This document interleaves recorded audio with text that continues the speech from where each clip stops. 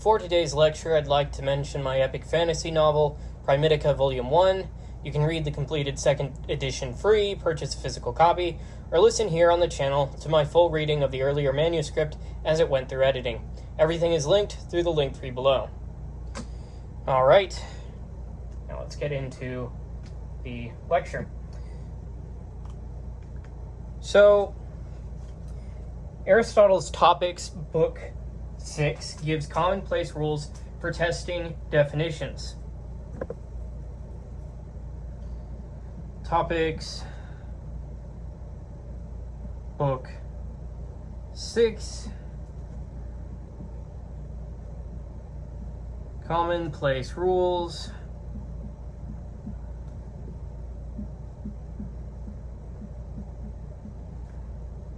for testing definitions.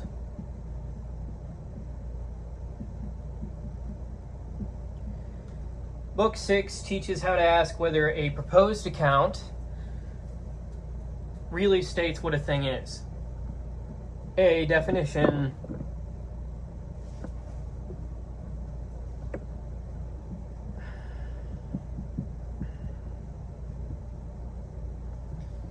is not merely a description,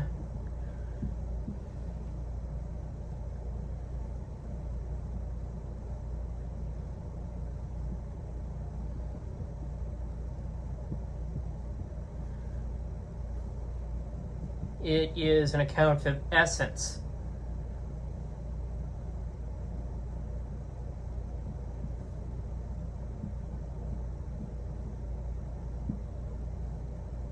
A definition must be clear, non-redundant, non-circular, prior, intelligible, properly placed in genus, properly divided by differentiae, peculiar to the object, and expressive of essence. A definition is not a metaphor, not a list, not a synonym, not a cause, not an effect, and not a description of the best case. It is an account of what the thing is.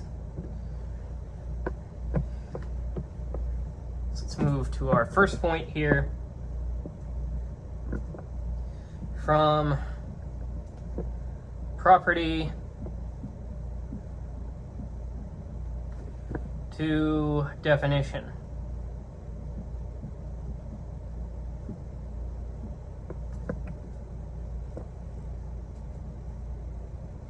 So, Book 5 asked, is P really a property of S? Book 6 asks, is this really the definition of S? So, a property is convertible with the subject, but does not state the essence. A definition is convertible with the subject and does state the essence. Right? So, property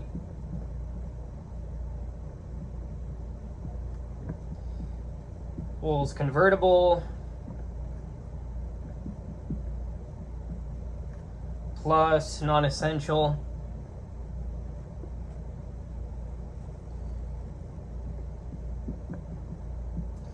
whereas definition is equivalent to convertible plus essential.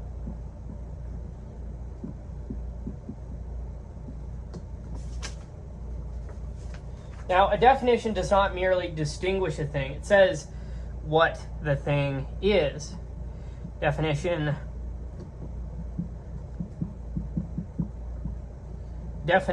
states essence.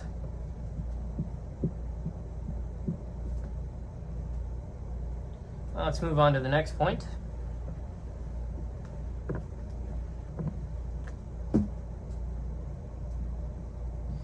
The 5 tests of definition.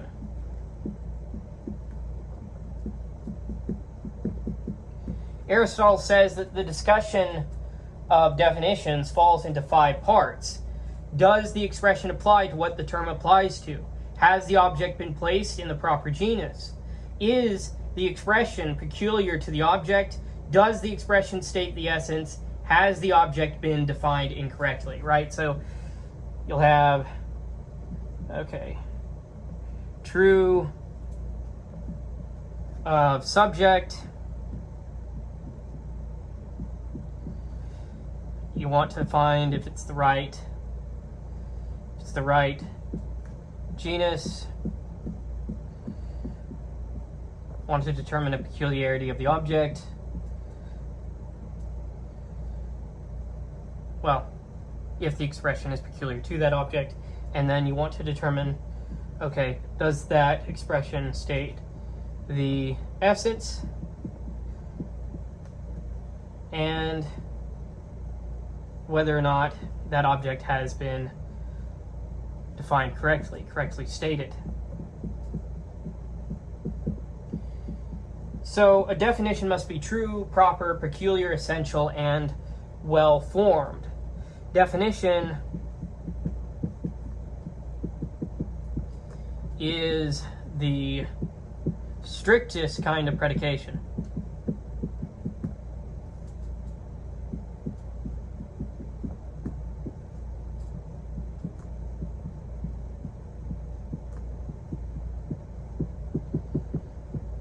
Let's go ahead and move on to the next point.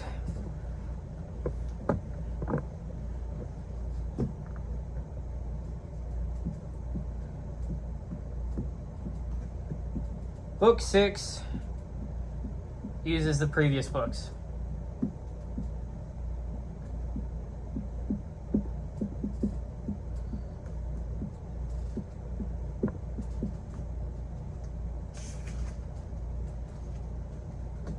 So Aristotle says that some questions about definition are handled by rules already given. If the definition is not true of the subject, use the rules about accident.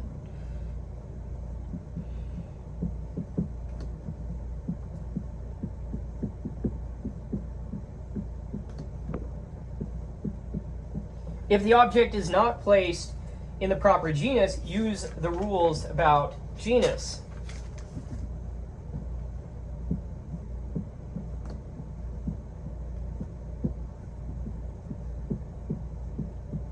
If the expression is not peculiar to the object, use the rules about property.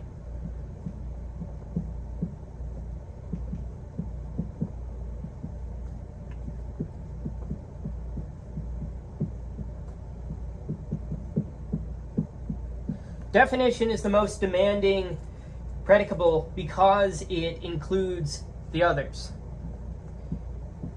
A definition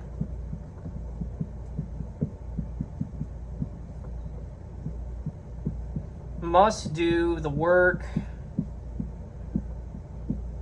of truth, genus, property, and essence together.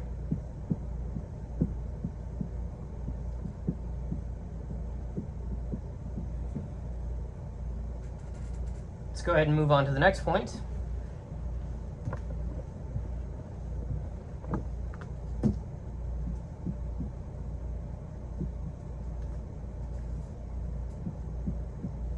Incorrect definition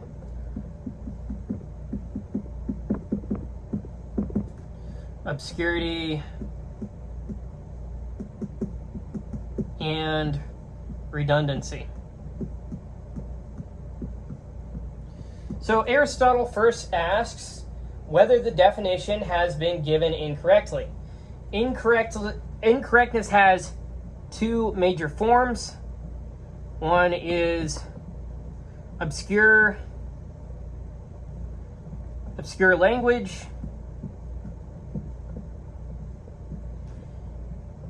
and the second is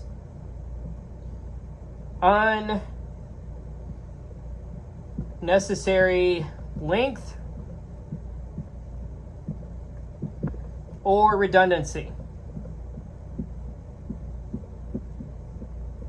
A definition should be clear because its purpose is to make the thing known. A definition should avoid unnecessary additions because it should state exactly what is needed to express the essence. A definition fails if it does not clarify or if it says more than is needed. Bad definition is either obscure or redundant.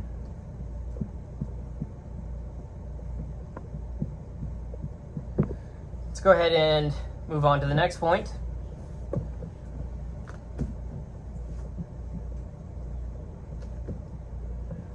Obscurity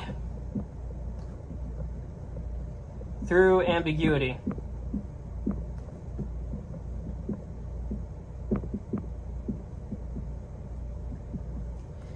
A definition is obscure if it uses ambiguous terms.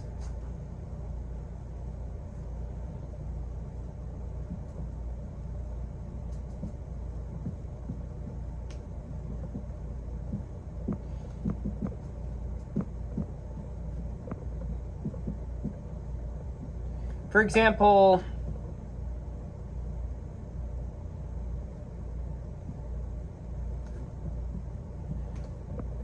becoming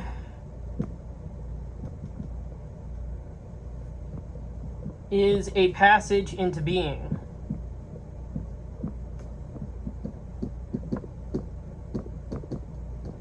Or health is a balance of hot and cold elements.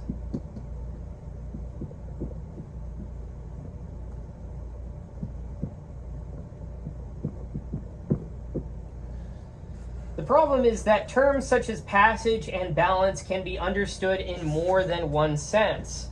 A definition must not hide behind equivocal language. Right? So you have ambiguous term leading to unclear definition.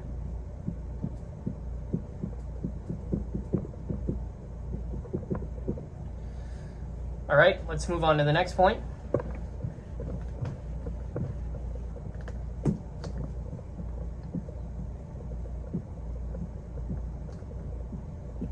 Obscurity in the term being defined.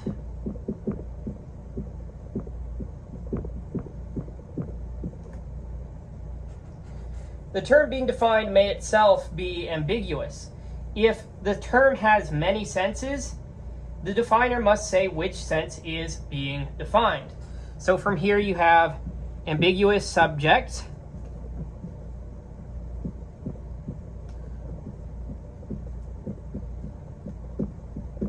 implying ambiguous definition.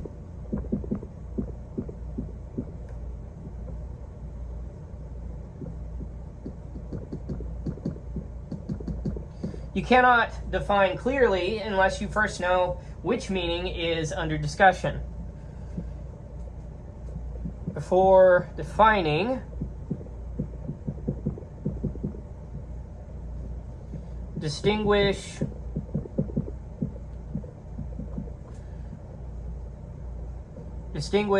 the senses. Let's go ahead and move on to the next point.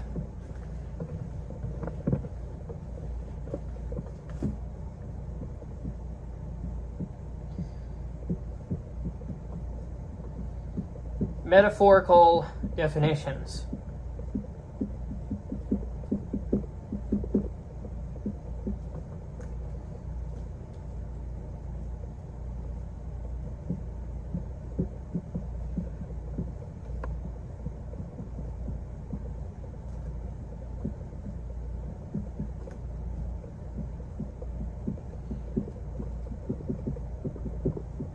So a definition is bad if it uses metaphorical language. For example, knowledge is unsupplantable.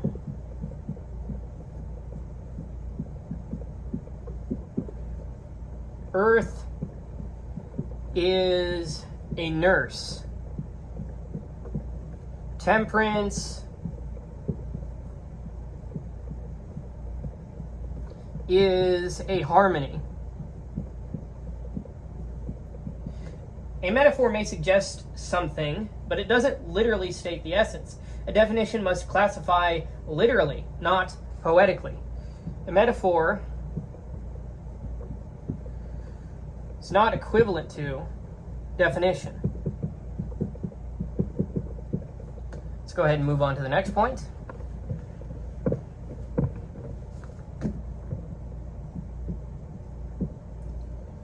Unfamiliar or strange language.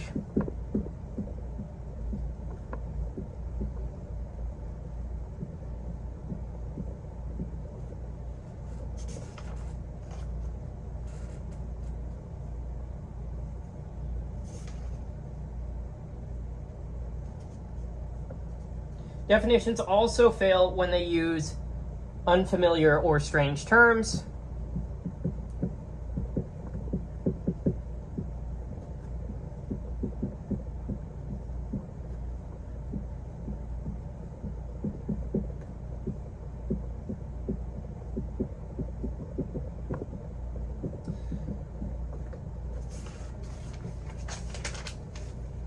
For example, let's say you define eye as being equivalent to brow hyphen shaded, or you define marrow as being equivalent to bone hyphen formed. Such phrases require explanation before they can explain anything else. A definition should not require a second definition before it can be understood. Unfamiliar language defeats the purpose of definition.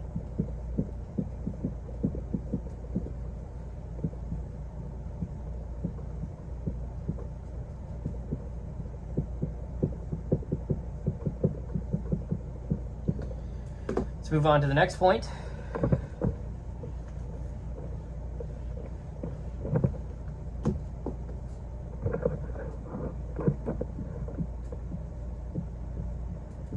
Worse than metaphor.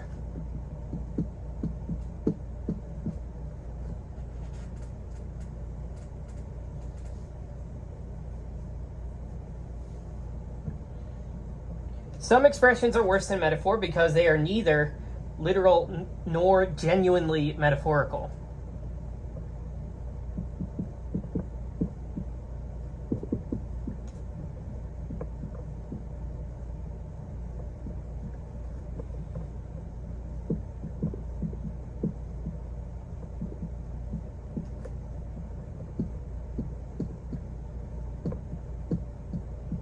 For example, let's say you have the law as that which is equal to measure or image of what is naturally just.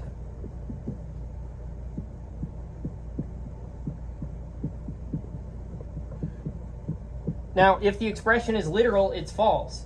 If it's metaphorical, the likeness must be clear. If there is no likeness, no literal truth, the expression clarifies nothing. So you have this situation where you have the literal as acceptable if true, the metaphorical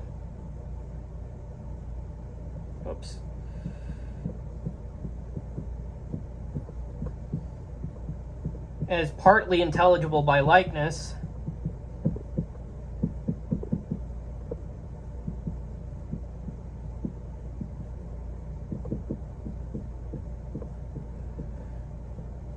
and you have the case of the neither literal nor metaphorical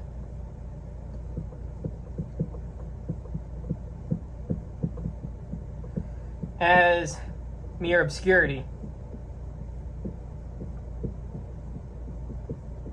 Now, a definition must not pretend to explain by a phrase that has no clear relation to the thing. A definition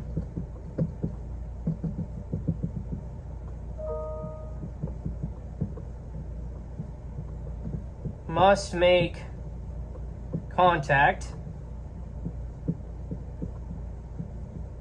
with the essence.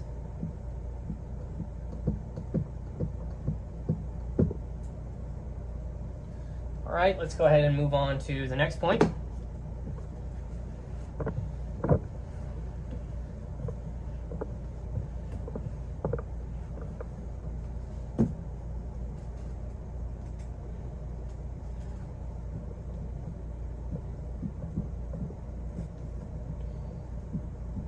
A good definition should reveal its contrary.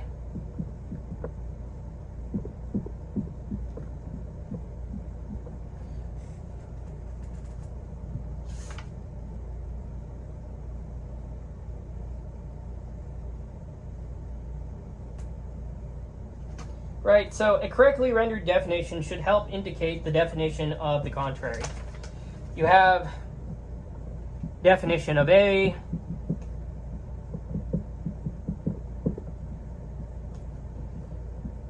and that should imply some clarity about contrary of A.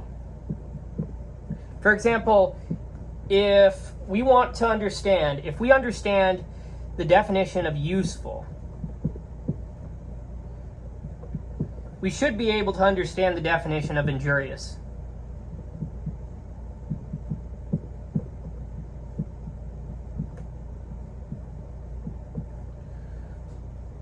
Definitions sit within networks of opposition. A definition that leaves the contrary unintelligible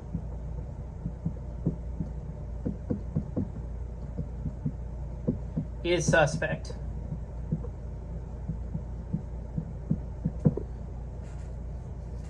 Let's move on to the next point.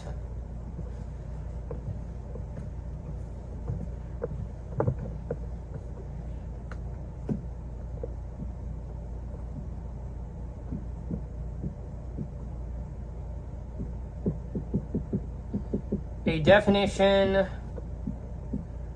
should identify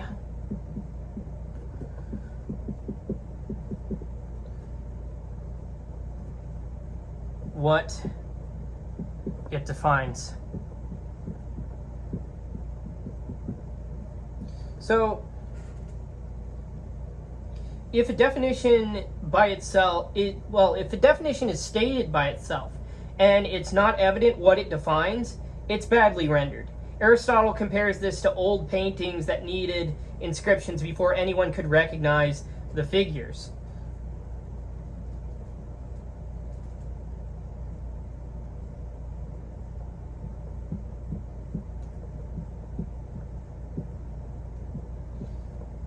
So a definition should be self-sufficient in a lot of ways.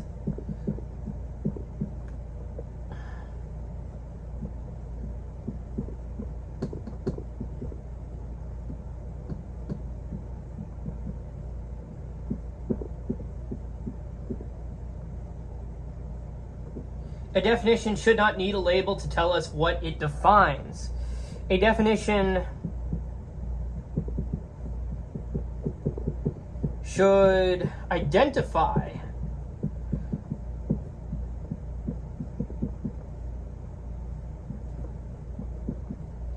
its subject by its content.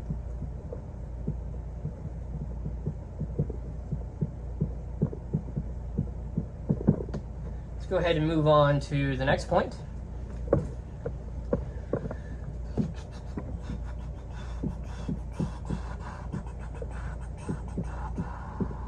redundancy. Universal attributes.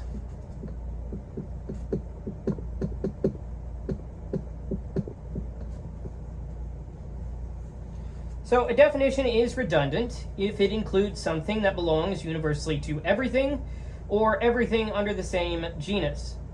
The genus should separate the object from things in general. The differentia should separate it from things within the genus. A term that belongs to everything separates nothing. So you have this situation where you have universal attribute.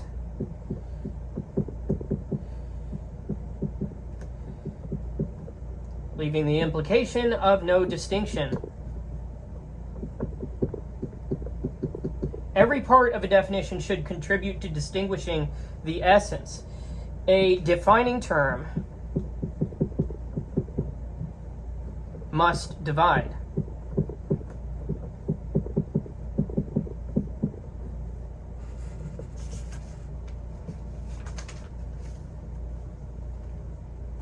Let's move on to the next point.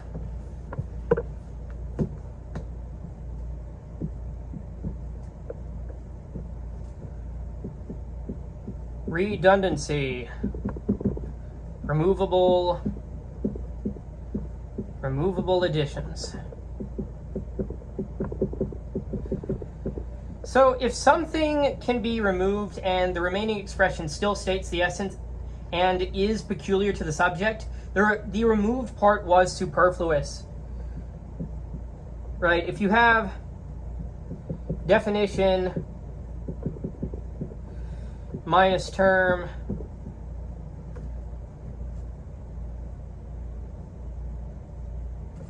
and the remainder is still peculiar plus essential,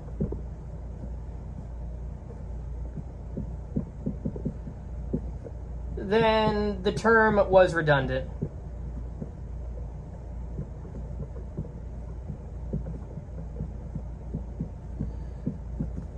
A definition should contain no idle words. If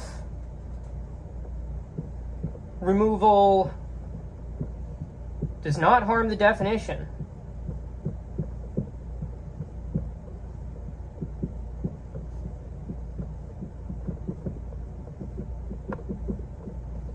then the removed part was unnecessary.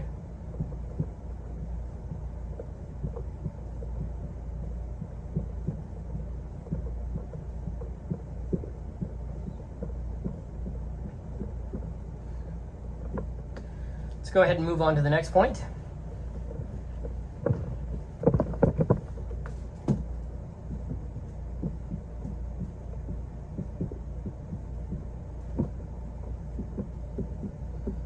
False additions are worse than redundant additions.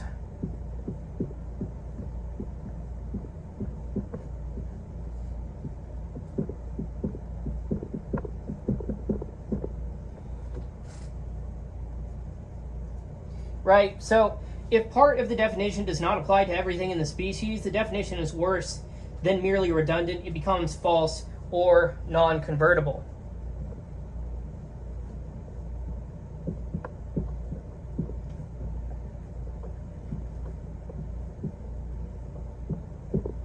For example, let's say you said man is equivalent to walking biped animal 6 feet high.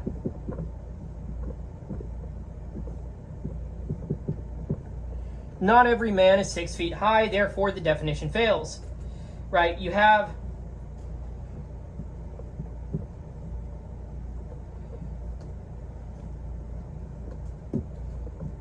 something that you have attribute not true of every S implies definition not convertible. A definition must apply to every instance of the thing defined. So a definition cannot include an accidental feature not shared by the whole species.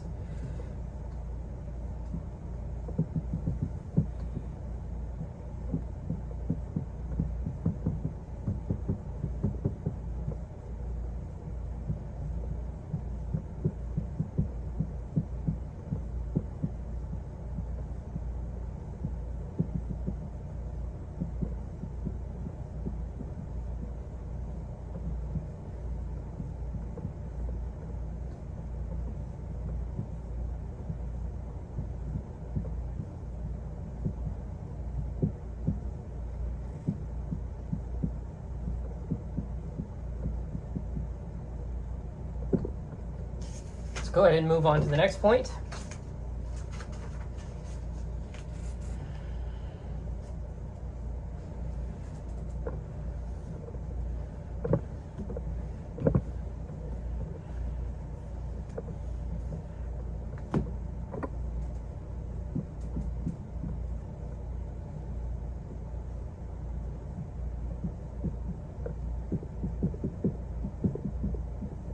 Repetition, saying the same thing twice.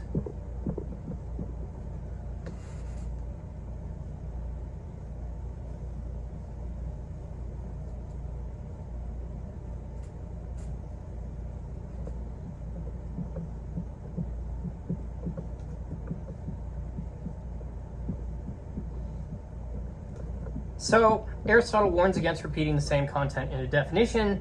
For example, let's say you say desire is equivalent to connotation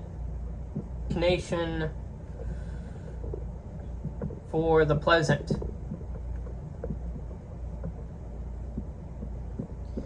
This risks repeating for the pleasant if desire already means connotation toward the pleasant. A clear example is saying that wisdom both defines and contemplates reality if definition is already a kind of contemplation. So redundancy is not merely repeated words, but repeated meaning. Do not predicate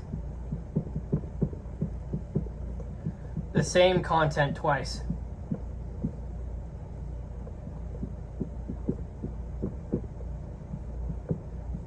Let's go ahead and move on to the next point.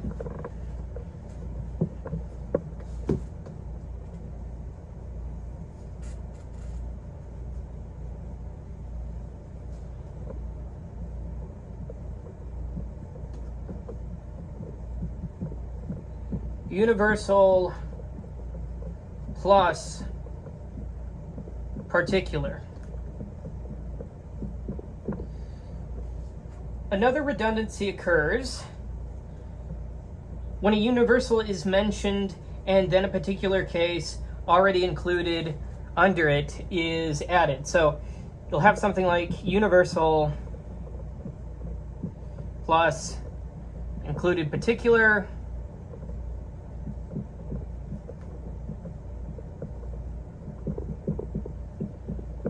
is equal to repetition. And an example of that is if you say equity is a remission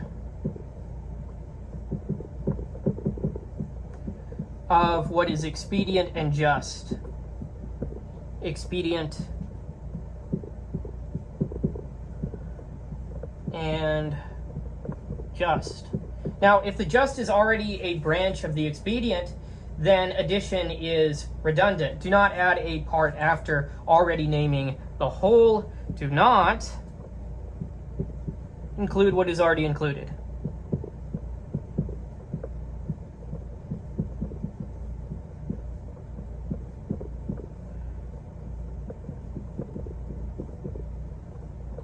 Let's move on to the next point.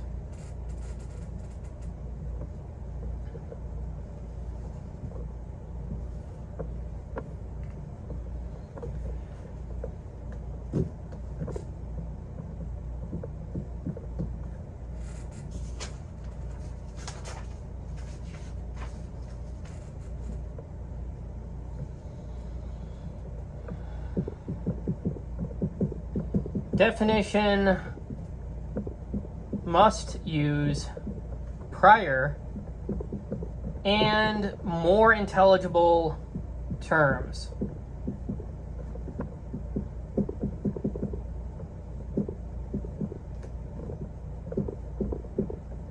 So the central positive rule is that a definition should be made through terms that are prior and more intelligible. The purpose of definition is to make the object known. We make things known through what is prior and clearer.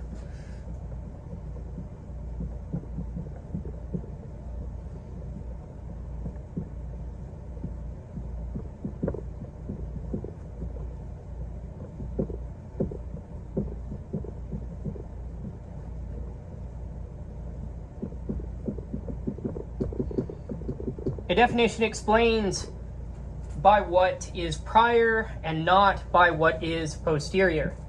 Definition should not proceed from what is prior, well, should proceed from what is prior and clearer.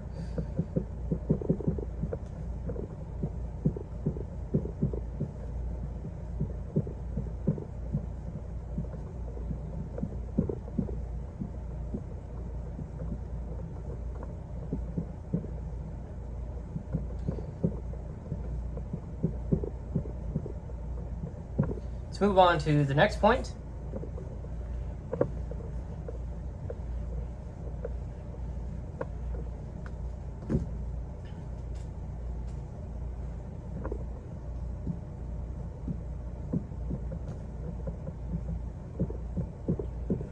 More intelligible absolutely.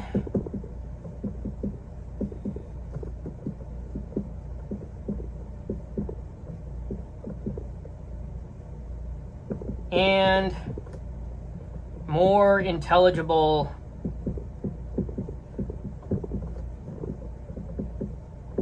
to us. Aristotle distinguishes two kinds of intelligibility: more intelligible absolutely and more intelligible to us, right? So a point is prior to a line to a plane, and a plane to a solid, but to us, a solid may be easier to grasp because it is more available to perception, right? So you have absolutely, right? And you have point, to line, to plane, to solid, and to us, solid, to plane, to line, to point. So scientific definition should use what is prior absolutely, even if teaching sometimes begins with what is clearer to us. Pedagogical order and scientific order are not always the same. Well, pedagogical, yeah. Order and scientific order.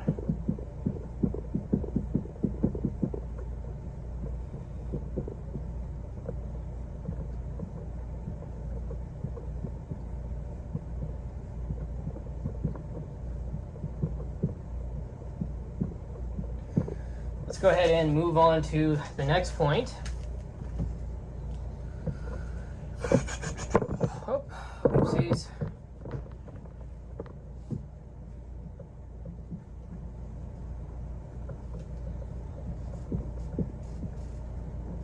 Genus and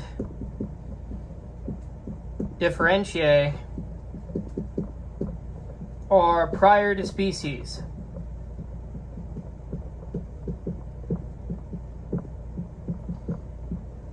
So a correct definition should proceed through genus and differentiae.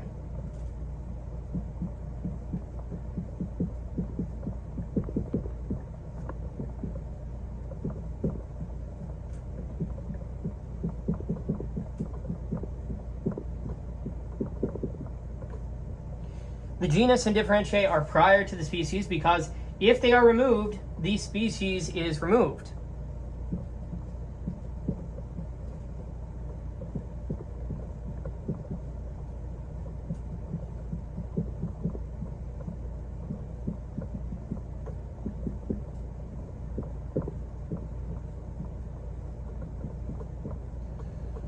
A species is understood through genus and differentia that make it what it is.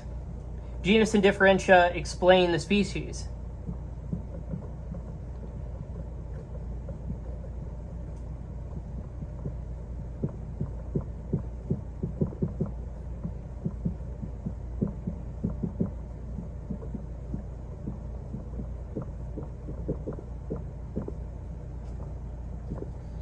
Let's go ahead and move on to the next point.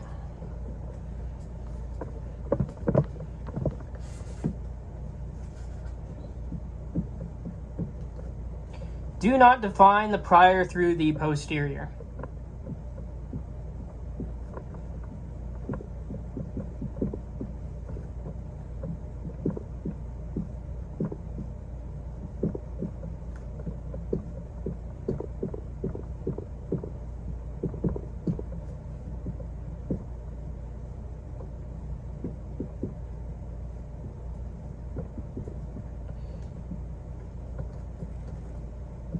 If you do this, then your definition fails. For example,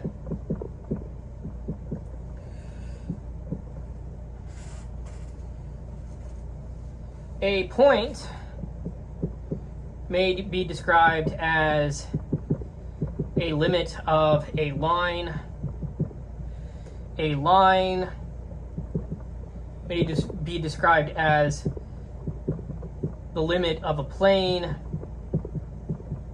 A plane may be described as the limit of a solid. These may be pedagogically useful, but scientifically they explain the prior through the posterior. Right, so posterior, you're using something that was already defined by the more particular, the prior element.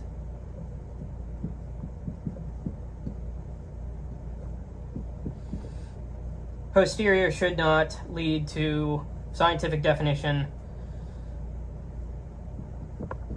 of prior. A teaching shortcut is not always a scientific definition. Right, so scientific definition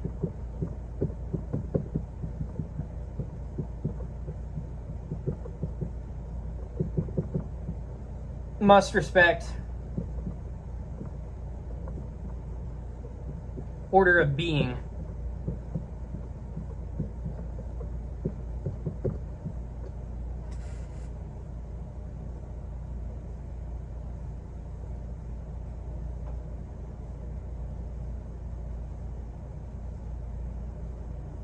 It's kind of like trying to define tree based on a particular fruit which falls from a particular tree.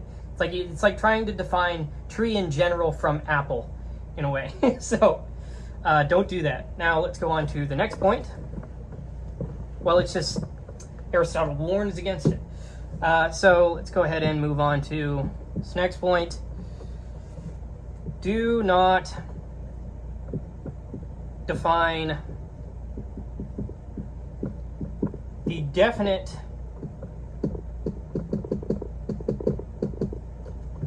through the indefinite.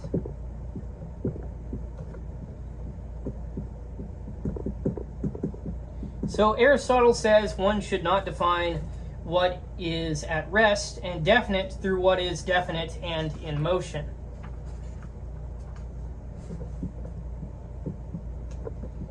You're going to want to prefer definite to indefinite.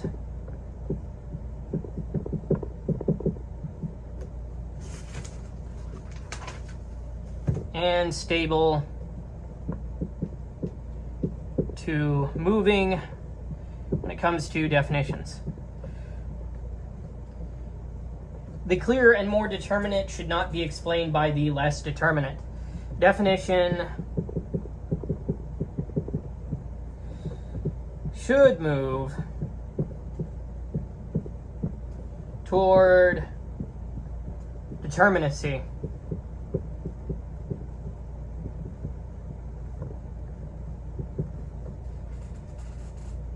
Let's go ahead and move on to the next point.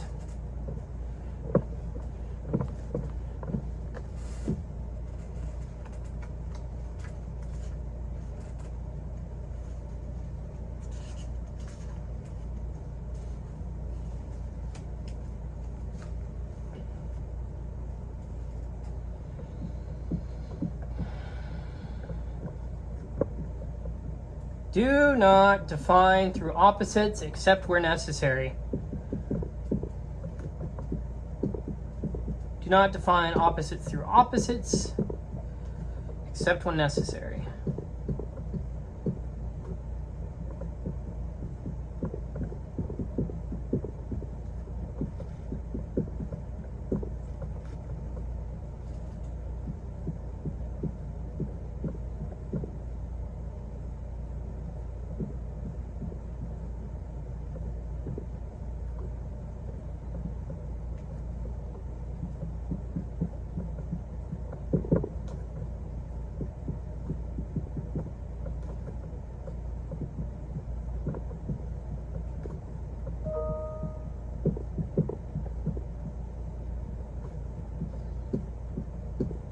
So for example, good as being equal to opposite of evil.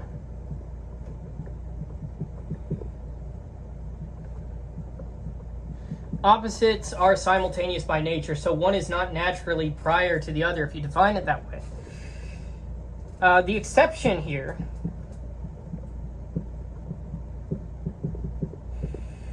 is when terms are essentially relative.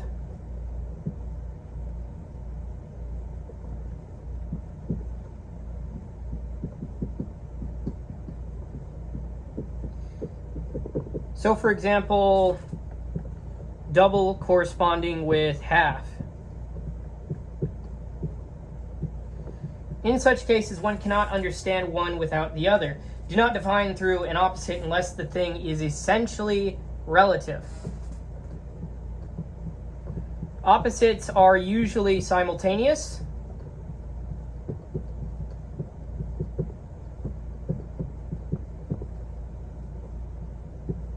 Not explanatory priors.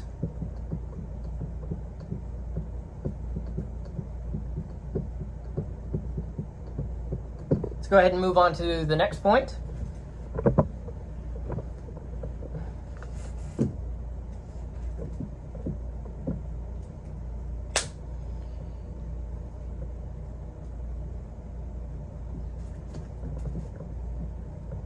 Do not use the term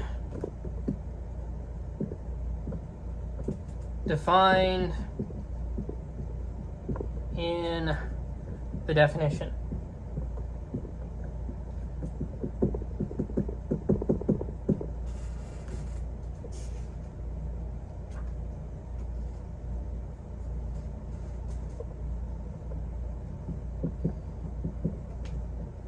This leads to a circular definition.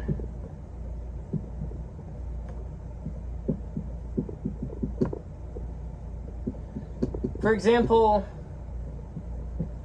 say you define sun as being equal to star that appears by day.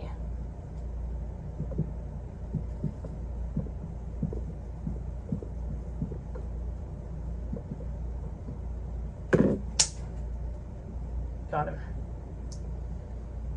It's always so satisfying to get a bug whenever it's flying midair. Okay. Sun is equal to star that appears by day, and let's say you define day as that which is the passage of the sun over the earth.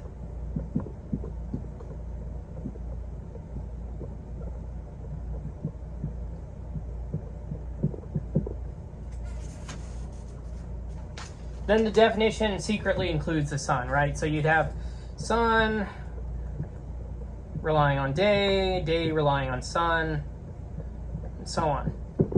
Now, a circular definition hides the thing defined inside the defining expression. Do not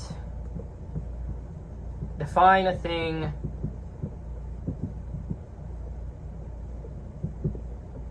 through itself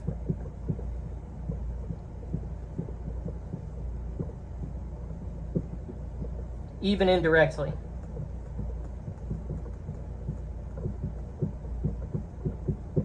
It's only one thing that I've seen.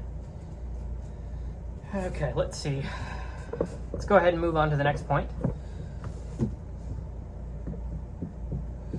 Do not define one coordinate by another.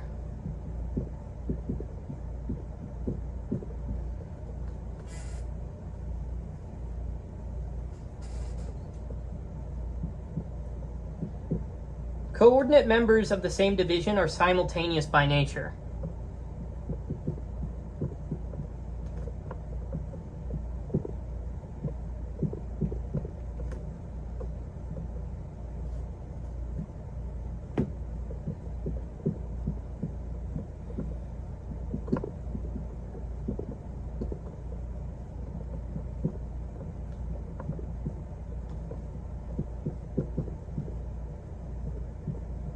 So, for example, odd and even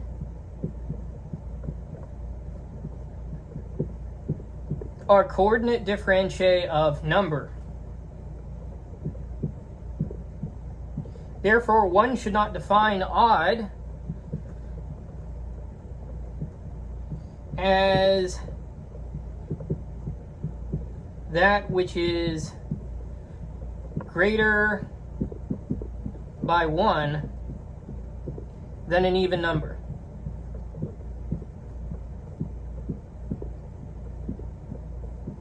Right? And you define this by an actual equation here, 2n plus 1, right?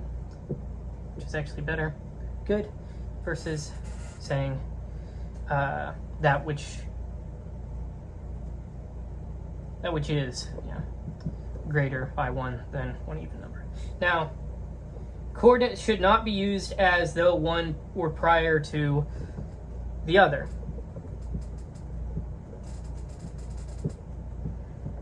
Members of the same division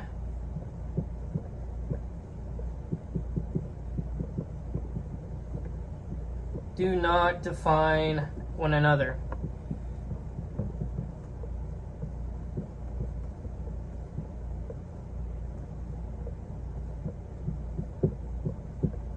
Let's go ahead and move on to the next point.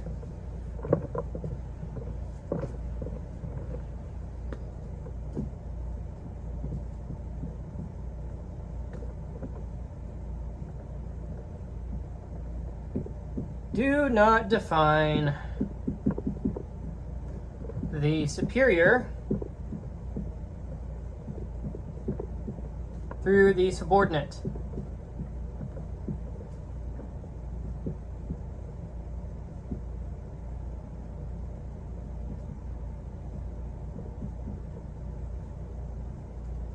Oops.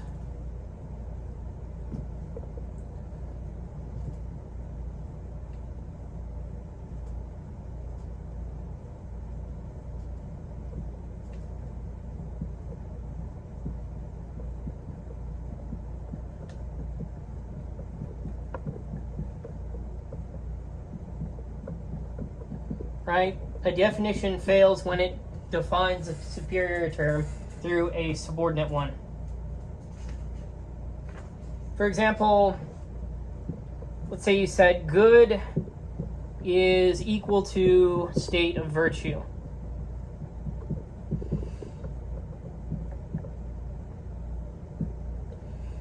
But virtue itself is a kind of good.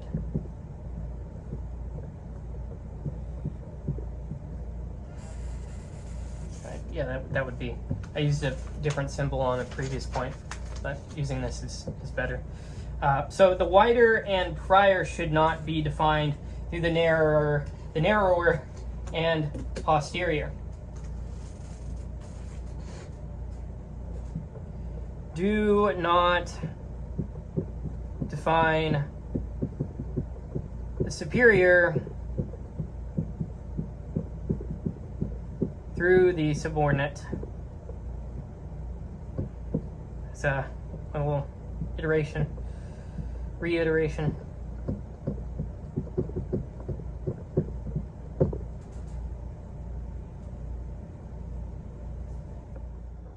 Alright, just had a bit of a problem with the recording.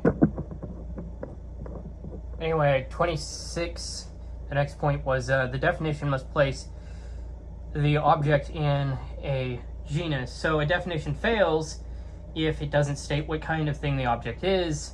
For example, say you said body is that which has 3 dimensions. Or you defined man to be that which knows how to count.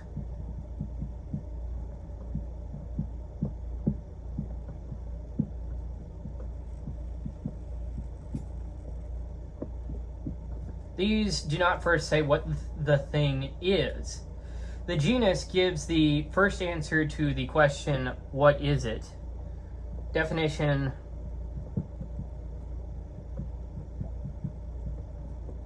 begins with genus.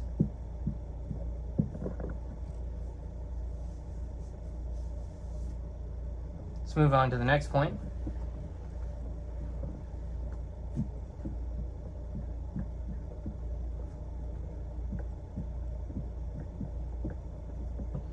Use the proper and nearest genus. So it's not enough to give some broad genus. A definition should use the proper or nearest genus. If one uses a higher genus, one must add the differentiae that specify the nearer genus, right? So nearest genus as more desirable than remote genus alone. For example, say a plant, well, that doesn't specify tree. The nearer genus gives a sharper account of the essence.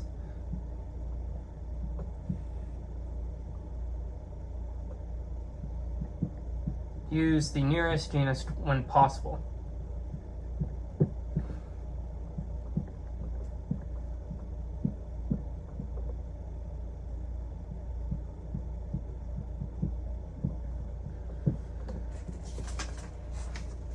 Let's go ahead and move on to the next point.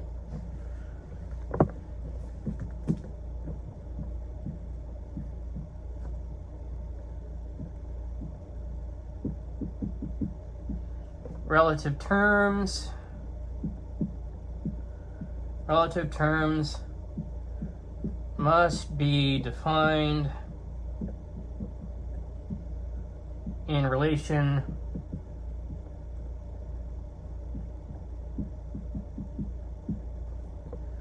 to the right object.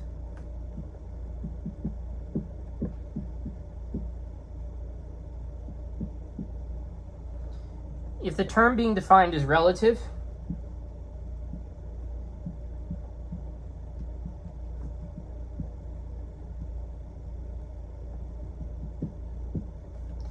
its definition must mention the correlate.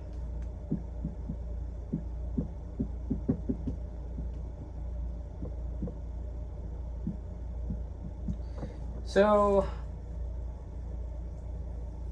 for example, let's say, well, knowledge should not merely be defined as incontrovertible conception, but say you did.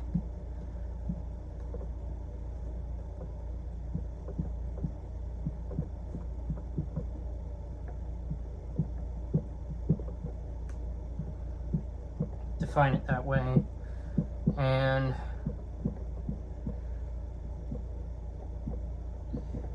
well, it must be defined in relation to what is knowable.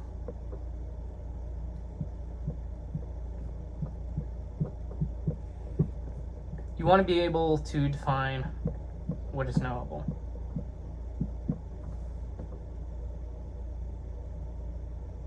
Now, the essence of a relative is its being toward another. So, relative terms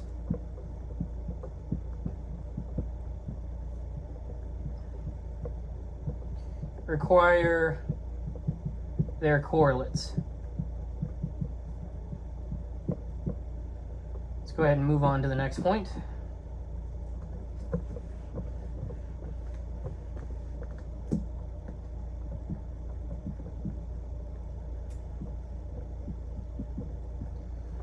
Define relative terms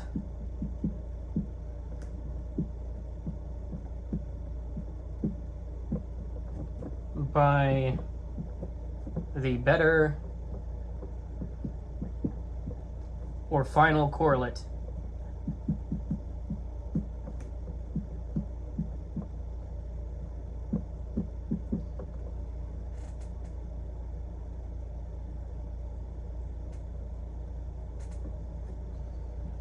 So when a term relates to many things, define it in relation to the better or proper end.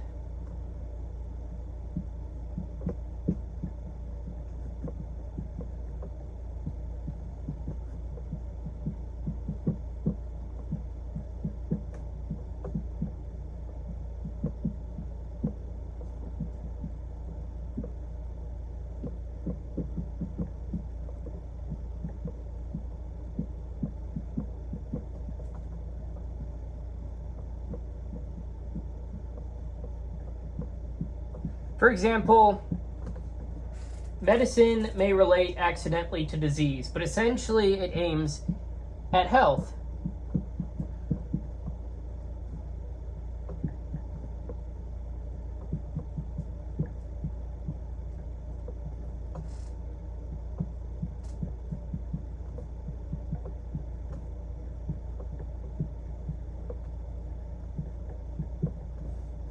A capacity or science should be defined by its proper end, not by accidental effects.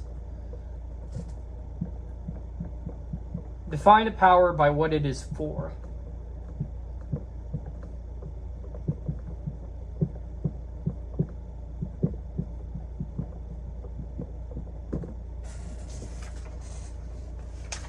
Let's move on to the next point.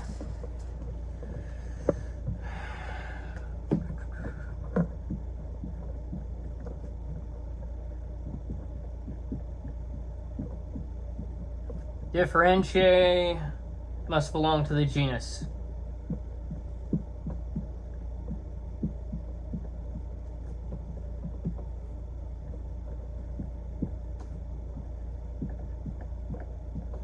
A definition must use differentiae that actually divide the stated genus. So you have genus plus proper differentiae, or differentia as plural,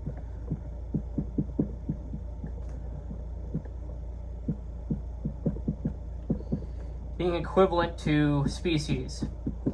Now, if the alleged differentia does not belong to the genus, it cannot, well, yeah, singular. But if the alleged differentia does not belong to the genus, it cannot define a species of that genus. Differentiae must be native to the genus they divide. A foreign differentia cannot define a species.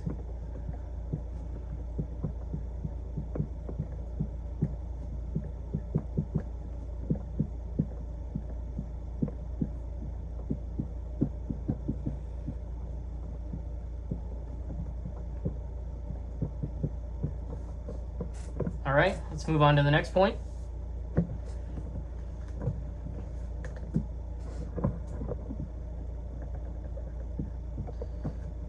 Differentiae must have coordinate alternatives.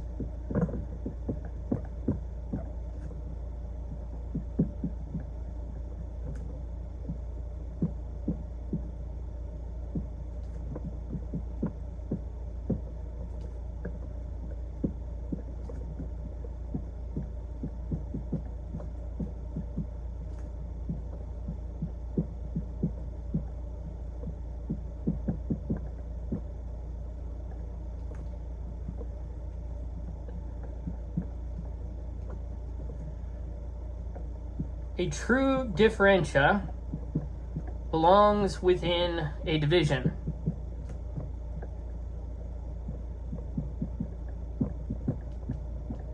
For example, an animal, or animal, just animal, may be divided by walking, flying, aquatic,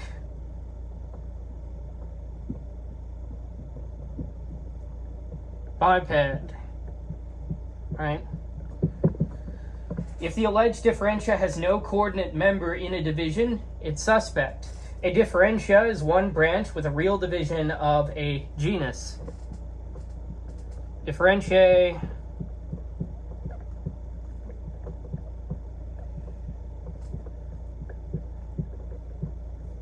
come in coordinate divisions.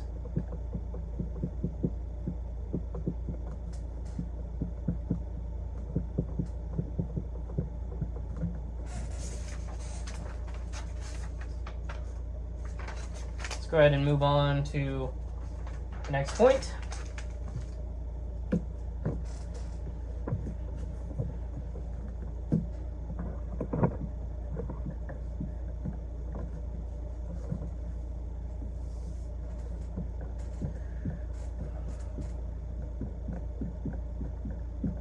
The differentia added to the genus must make a species.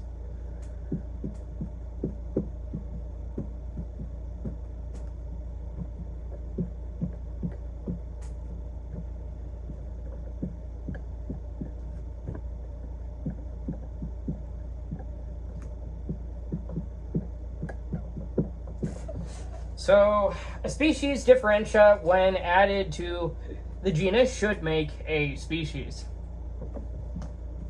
Right? You have genus plus differentia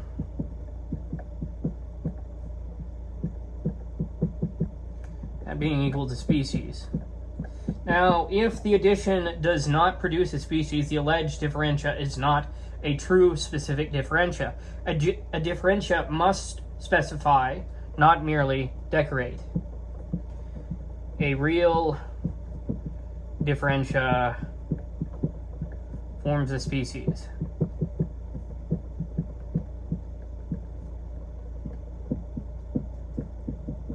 Let's go ahead and move on to the next point.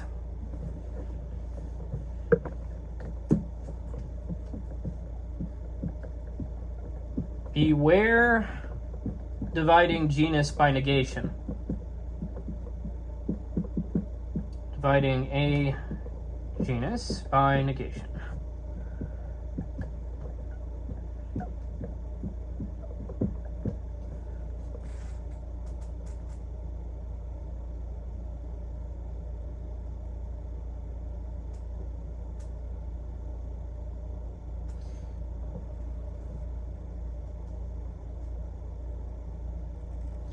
So Aristotle criticizes definitions like line is equal to length without breadth. Right, this divides length by a negation. Length with breadth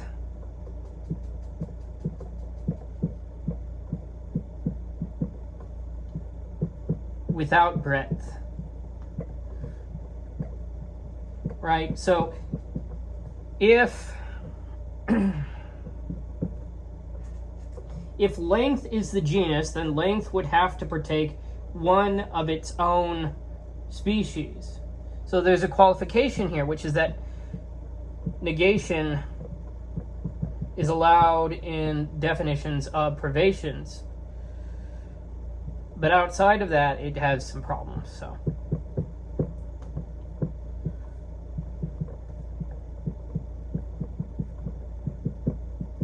So for example, this up here doesn't work. But let's say you had a privation, you had blindness. Well, that must be defined by reference to not seeing where sight is naturally due.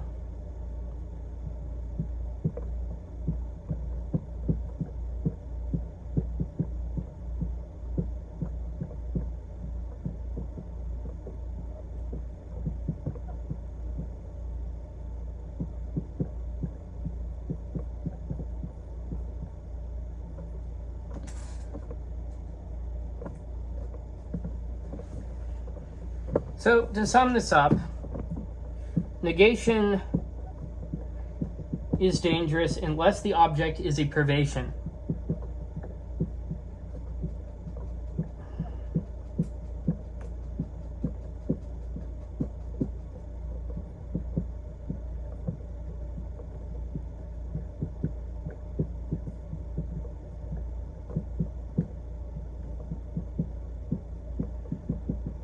Let's move on to the next point.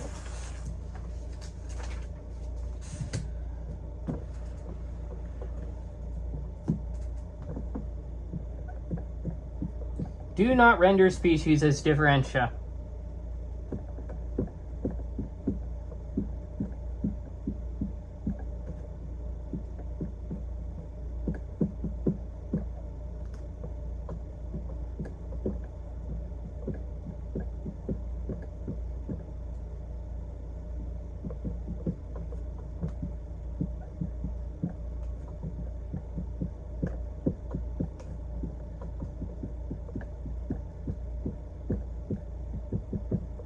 For example, let's say you defined contumely as insolence accompanied by jeering.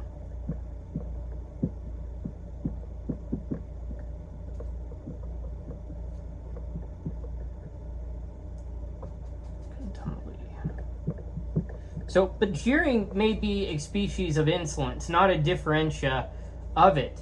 A differentia divides a genus. It's not one of the species divided off. Let's go ahead and move on to the next point.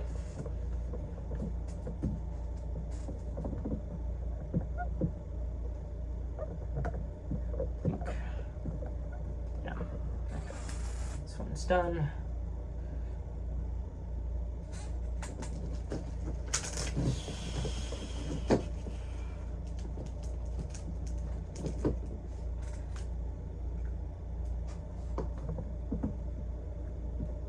Do not render a genus as differentia.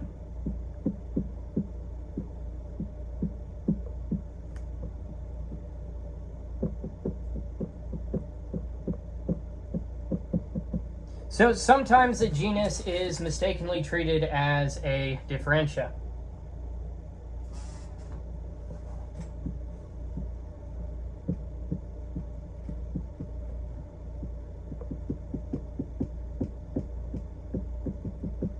For example, let's say you said virtue is equal to good state. Here, the genus is equal to state. State is the genus, and the differentia would be good. Now, if good indicates what's... Now, that being if good indicates what sort of state virtue is. So the genus the genus states what the thing is. The differentia states what sort of thing it is. Genus and differentia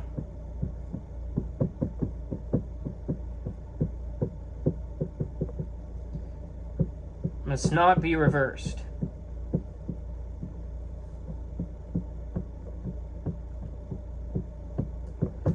On to the next point.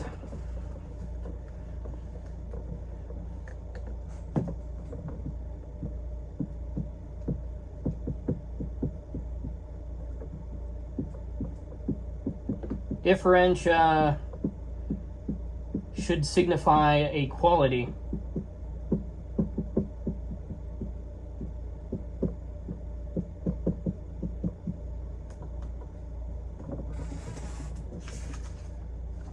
So the differentia should indicate a quality of the genus, not an individual thing.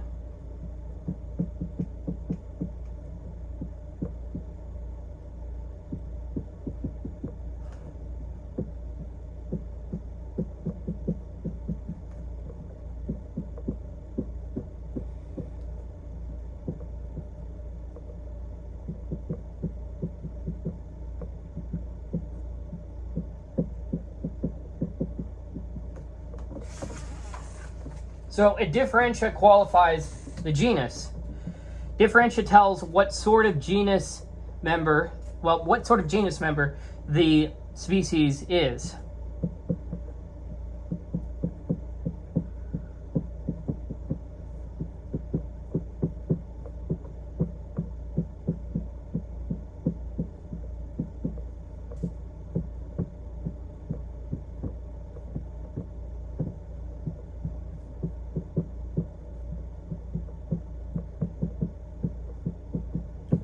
All right, let's move on to the next point.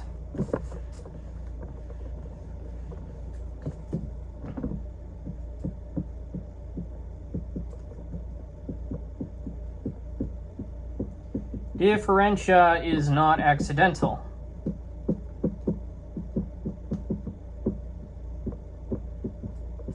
A differentia is not an accident. It cannot belong it cannot both belong and not belong to the same species.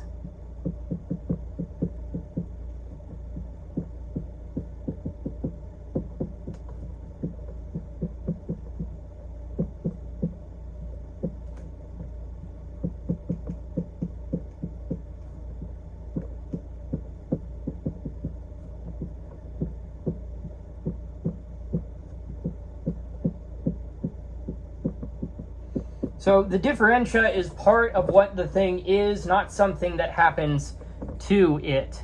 So essential difference is not an accidental attribute.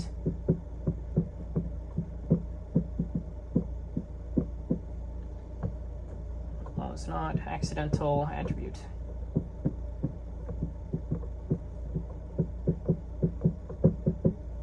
Go ahead and move on to the next point.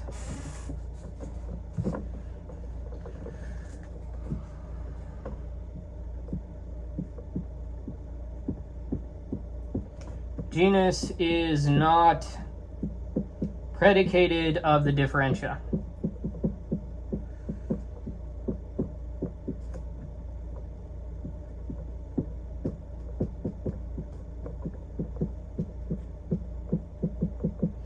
So,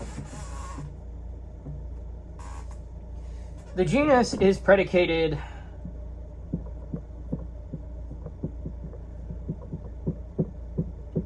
of the species,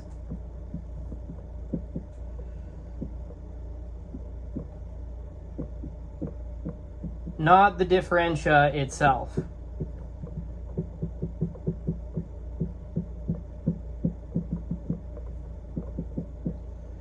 So, for example, animal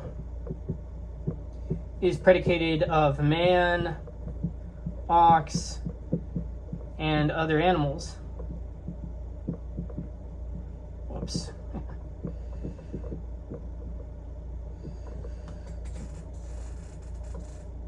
But animal is not predicated of the differentia itself, such as walking. The genus belongs to the species, not to the differentia taken by itself. Genus,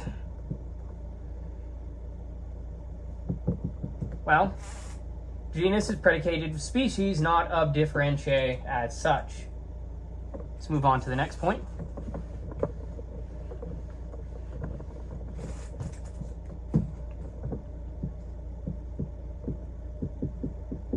Differentia must be prior to the species.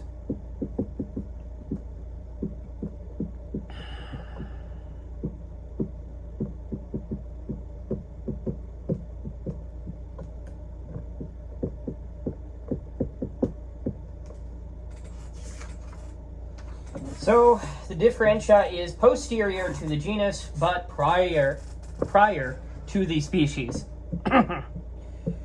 Genus, differentia.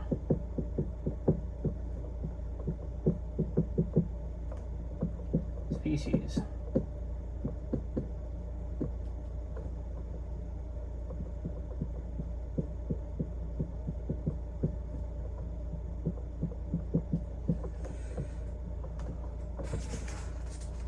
The species is formed by the genus as qualified by differentia. Differentia stands between genus and species.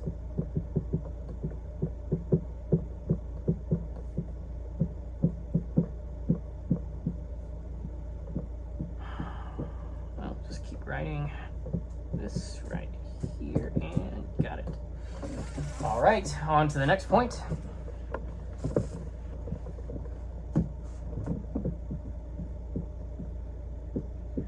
Beware differentiae from unrelated genera.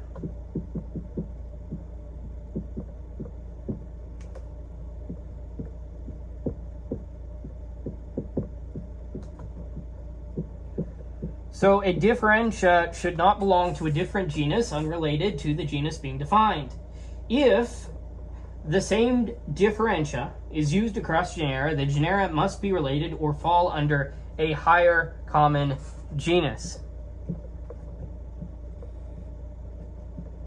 So let's say you have D as a differentia used across G sub 1, genus sub 1, and G sub 2. Well, that implies that G sub 1 and G sub 2 need ordering or a common genus.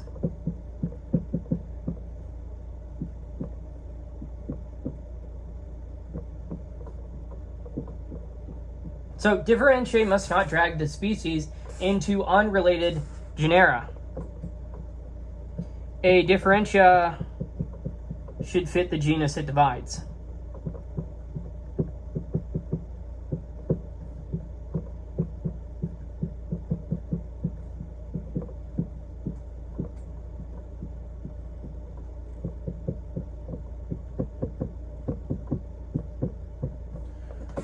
All right, on to the next point.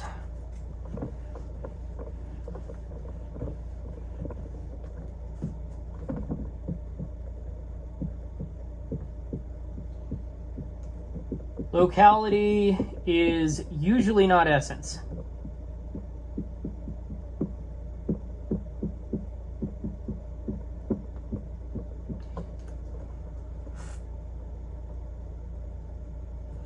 Aristotle warns against treating existence in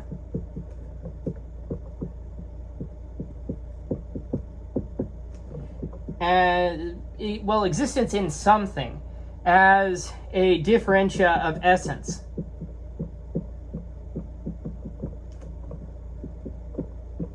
Location usually does not differentiate one essence from another. There's a qualification here.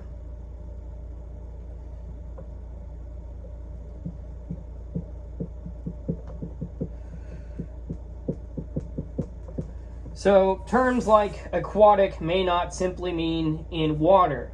They may indicate a quality or natural mode of life.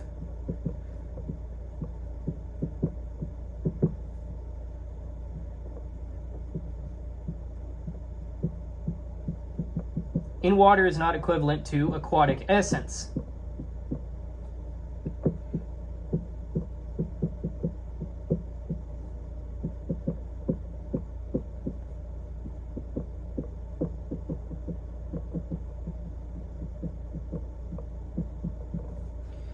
All right, and so just to sort of winnow this down into something, the qualification, a modifier is not the thing itself, is another way of saying it. So a real differentia should express what sort of thing it is, not merely where it is. So place this is a better way of saying it, place is usually not essence.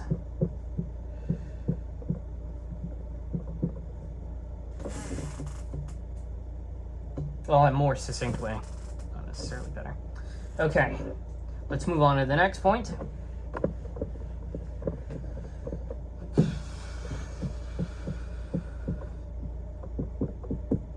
Affection is not differentia.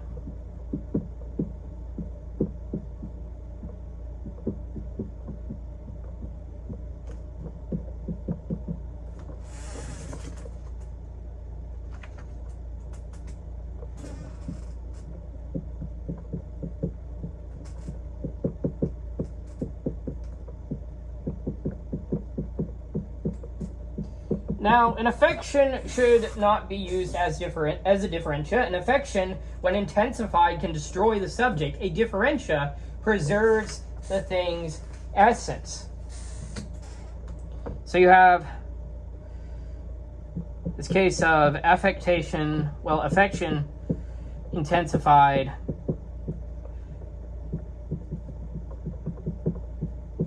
may destroy.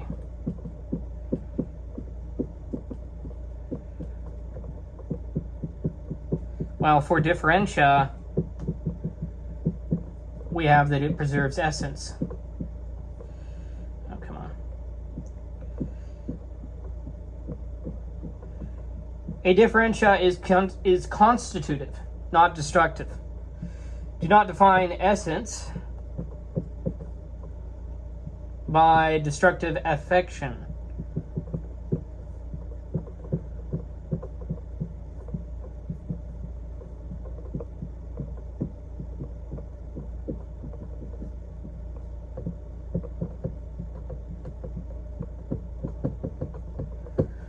Let's go ahead and move on to the next point.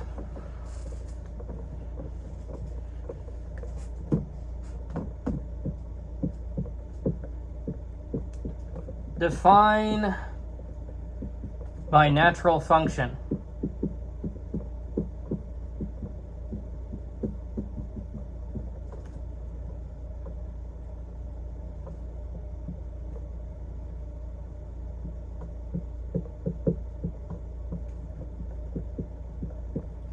So, when defining relative terms or instruments, one should define them according to their natural or proper function.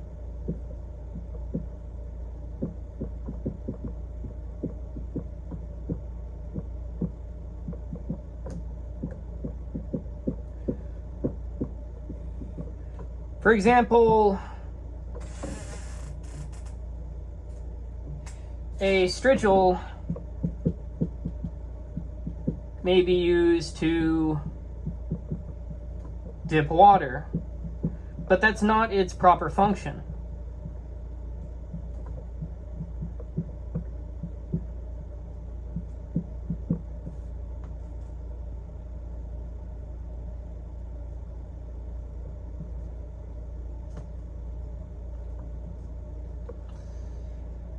Proper function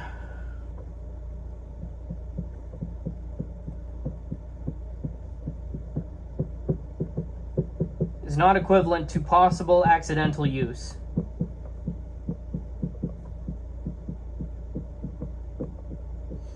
A thing should be defined by what the prudent user or proper science uses it for. Defined by natural function, not accidental use.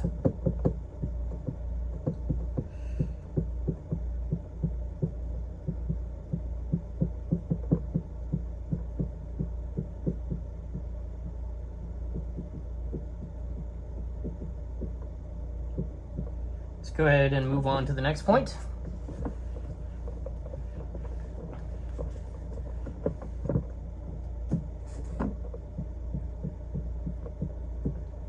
Use the primary relation.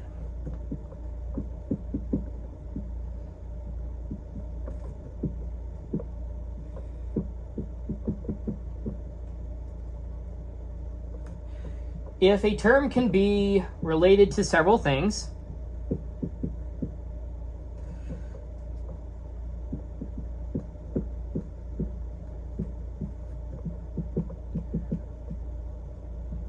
Define it by its primary relation.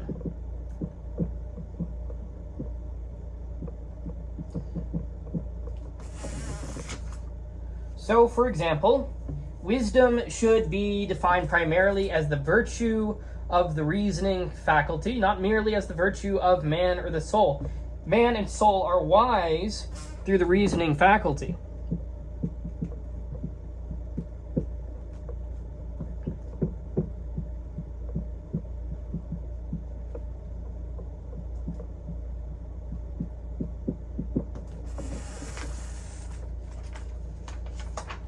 Definition should name the primary seat or relation, not a derivative one.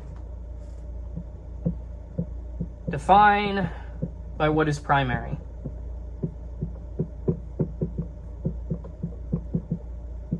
Let's move on to the next point.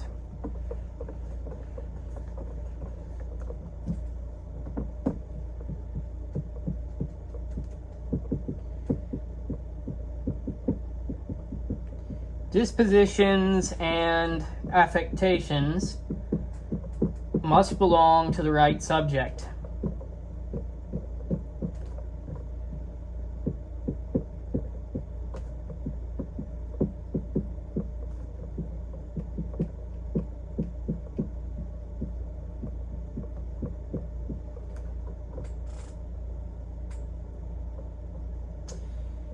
Right, so if something is defined as a disposition or affection,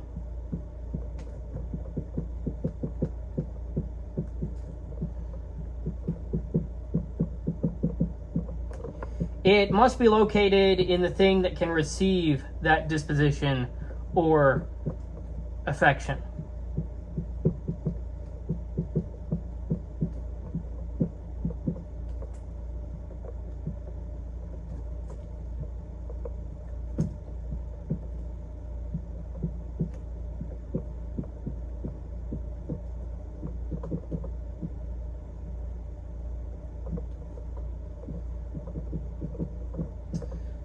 So, what you don't want to do is something like sleep as equivalent to failure of sensation,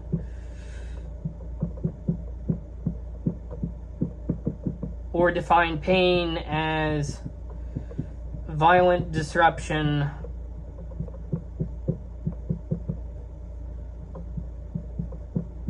So what you don't want to do of naturally conjoined parts. Such definitions may confuse the state with its cause or place the affection in the wrong subject. A definition must place states, affections, causes, and effects in the right subject. Locate the affection where it naturally belongs.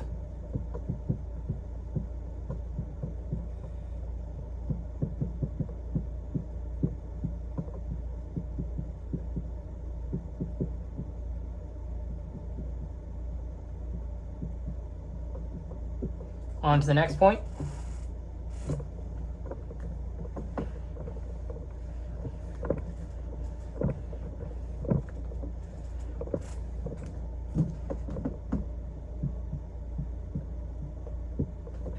Do not confuse cause and effect.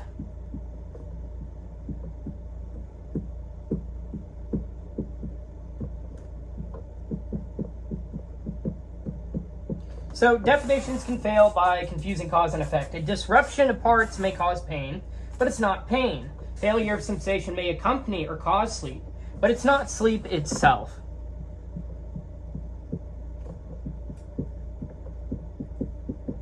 So a definition must state what the thing is, not merely what causes it or follows from it.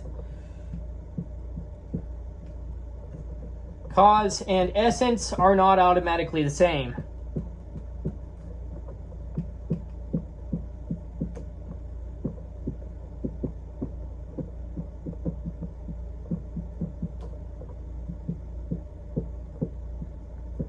Let's move on to the next point.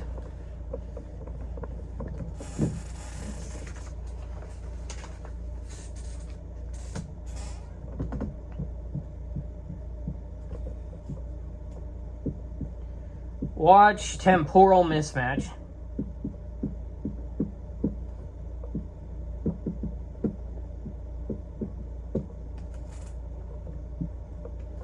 Definitions fail if the expression applies at one time, but the term defined does not.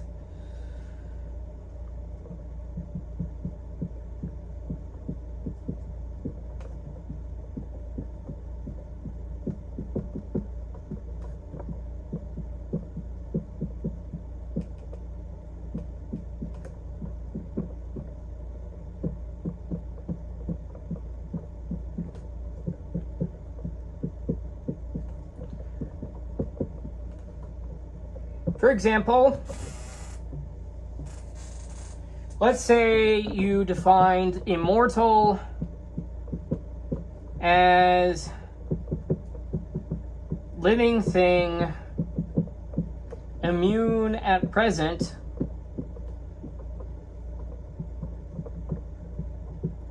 from destruction.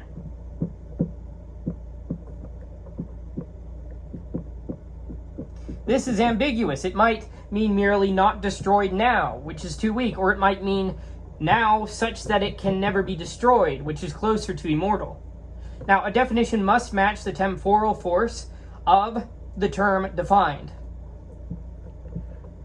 Do not weaken an eternal term into a present tense condition.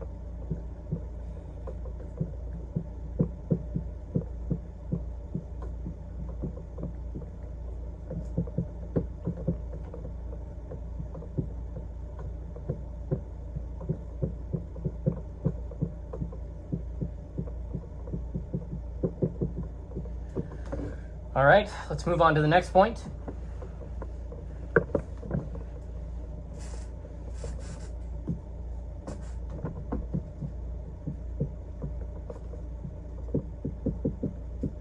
Define by choice, not merely ability, where appropriate.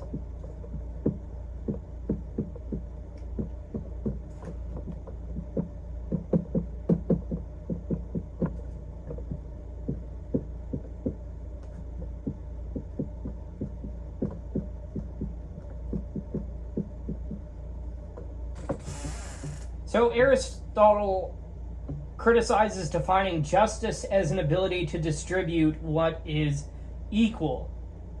Justice concerns the person who chooses justly, not merely the person who has the ability to distribute.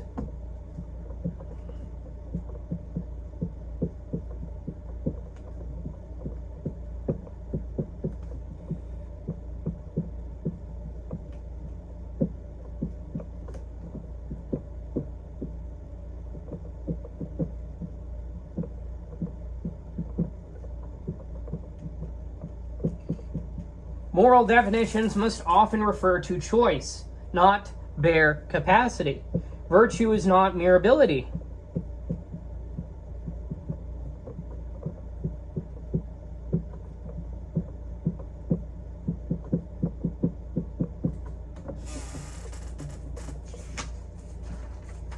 Let's move on to the next point.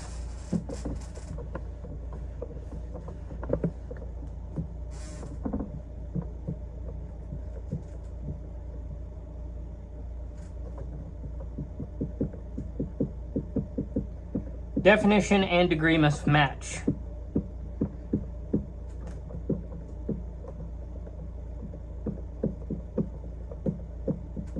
If the thing admits of more and less, the definition should also admit of more and less. If the definition admits degrees but the term does not, or vice versa, something is wrong. So, term admits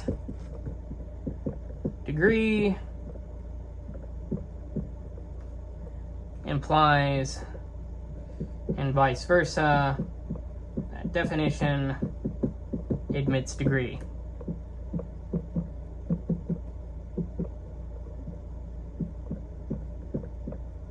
The definition should behave like the thing defined. Name and definition should vary together.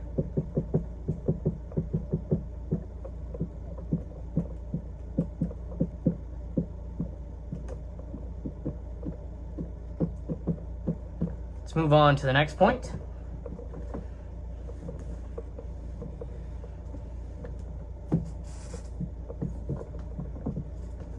Compare application in two cases.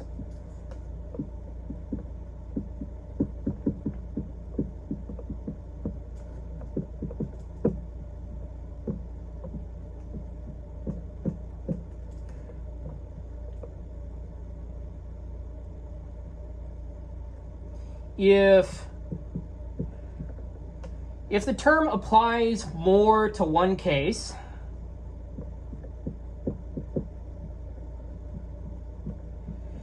while the definition applies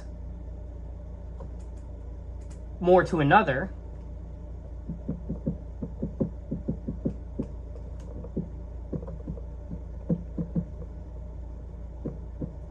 then the definition fails.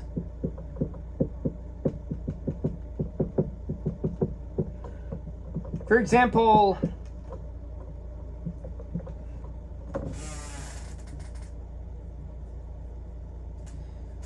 fire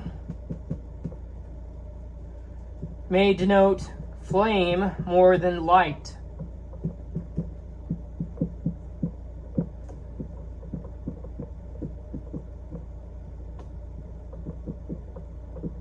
But body consisting of the most rarefied particles may fit light more than flame. If so, the proposed definition does not track the term. So you'll have this pattern where you have name more applies to A, definition more applies to B,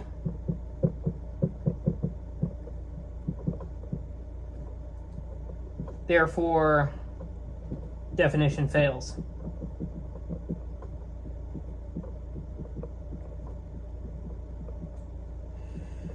The definition and name must apply most strongly to the same cases. A definition must track the ordinary application of the term.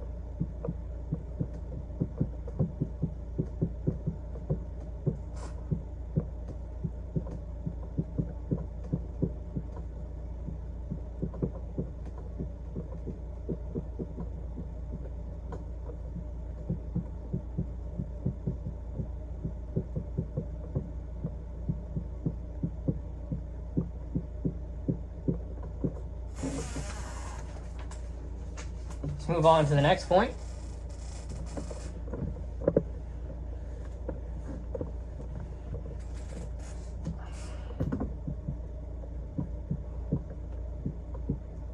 Beware definitions relative to two separate things.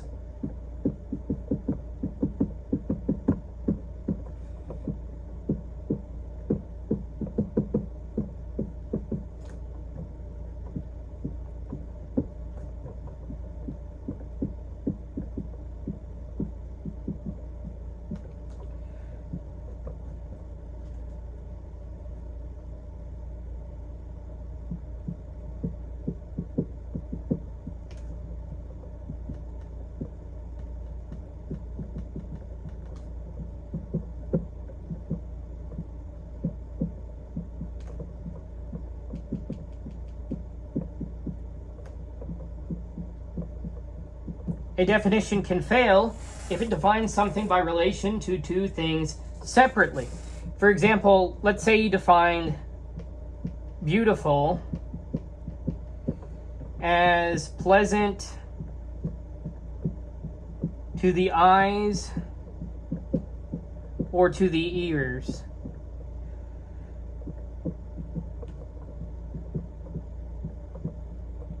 Then something pleasant to the eyes but not to the ears may become both beautiful and not beautiful. Disjunctive definitions can produce contradictions if the relations are not unified. So do not define one essence by disconnected alternatives.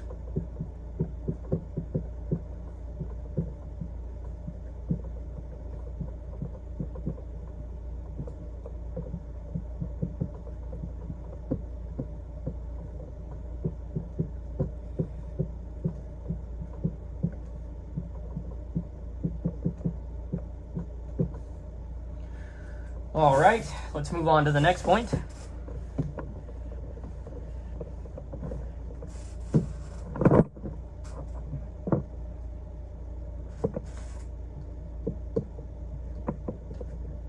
Substitute definitions for the terms inside the definition.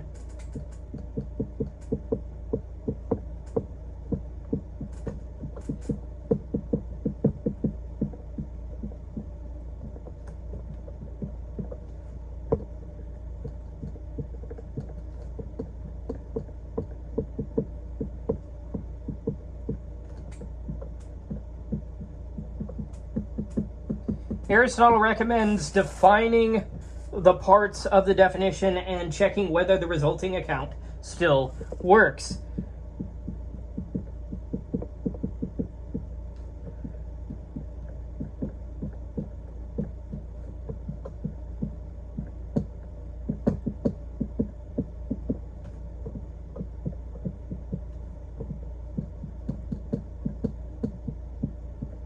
A definition should remain coherent when its own terms are unpacked.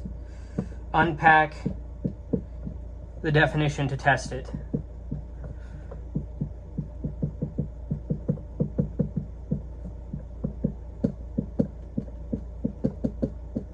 Let's go ahead and move on to the next point.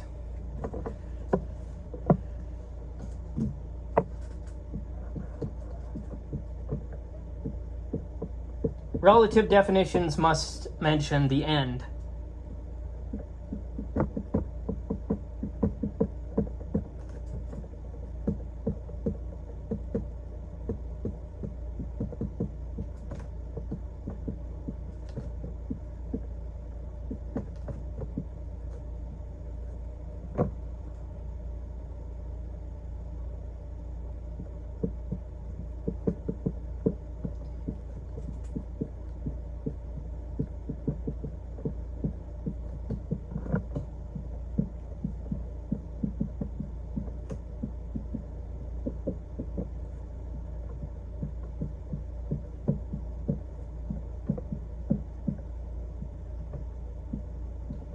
So if a relative term is defined,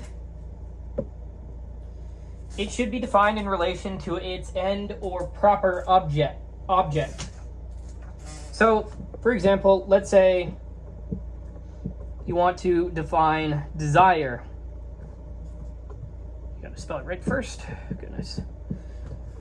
Desire should be defined not merely by the pleasant thing, but by pleasure, if pleasure is the proper end.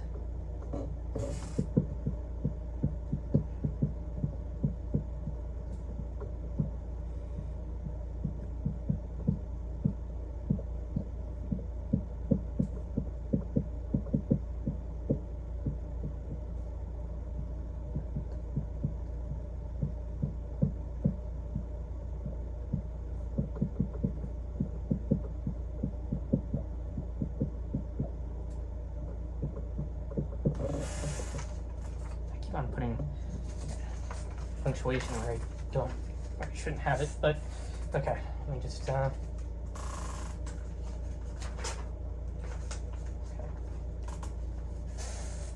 So relative definition should point toward the proper end. Define relative terms by their proper object or end.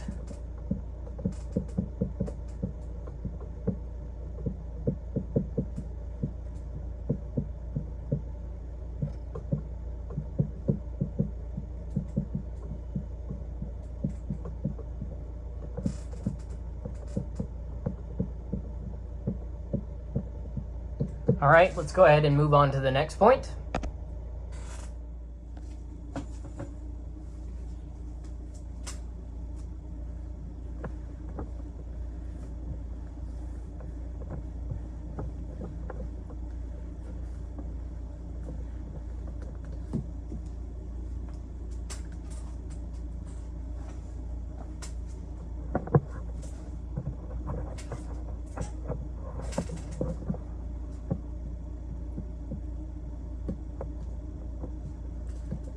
Do not define by process when the end is the completion.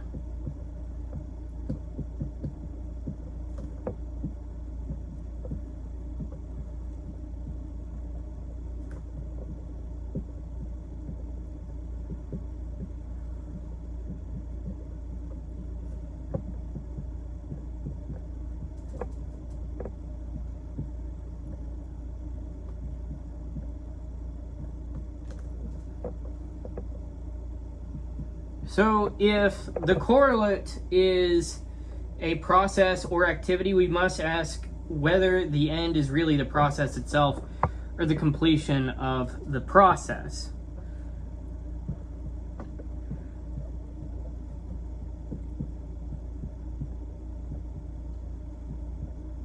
A definition should identify whether the activity or its completion is the true end.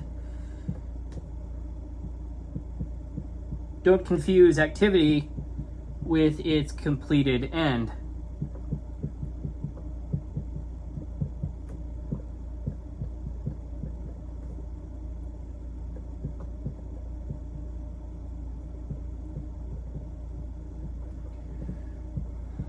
Let's go ahead and move on to the next point.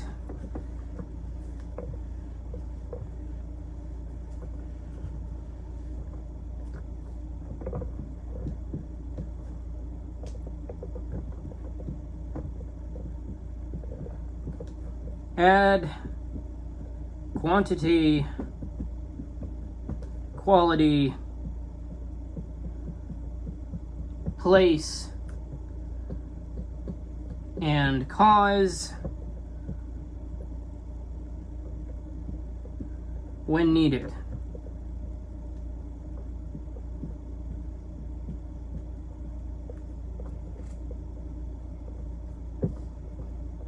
Right, so don't omit necessary differentiae.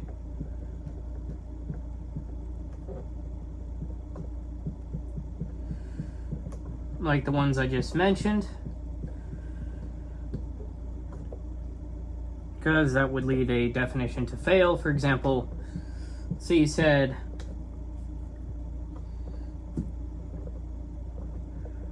night, so you define night as shadow on the earth.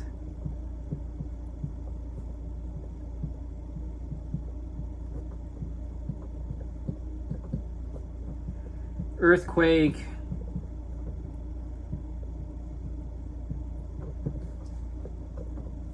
as movement of the earth.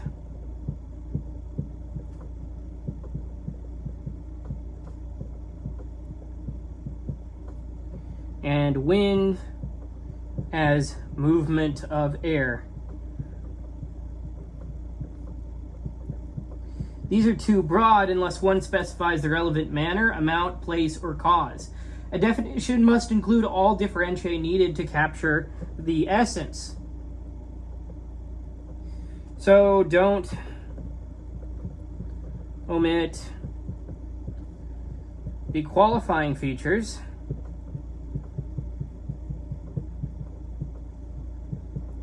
That make the thing this thing.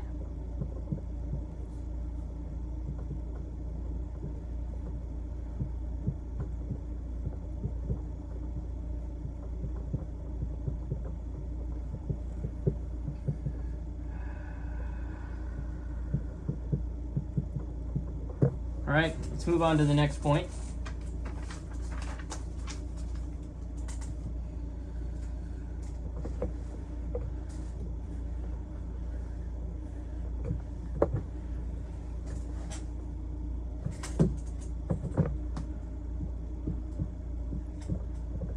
Conations must often be defined by the apparent good.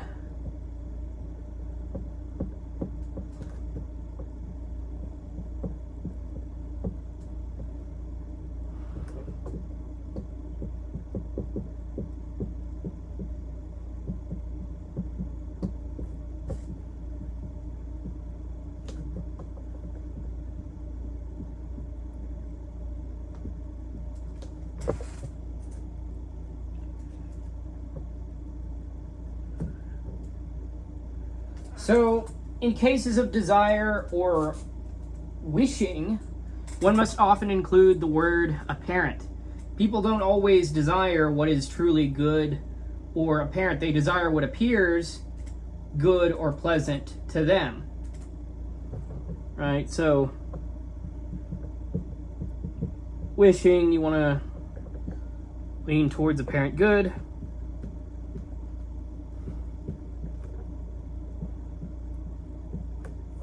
Desire,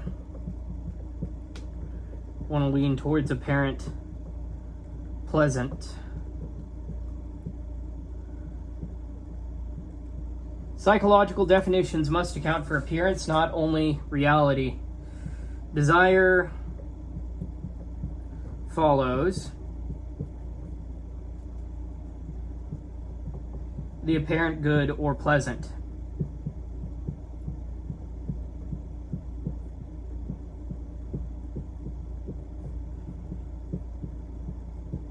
Let's move on to the next point.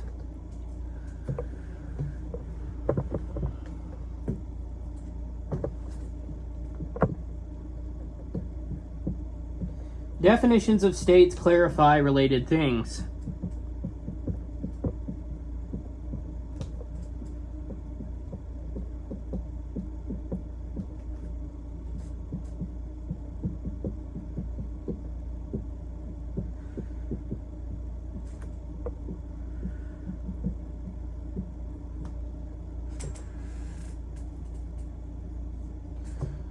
So if one defines a state, one also indirectly clarifies what has the state, what lacks it, and the corresponding activity.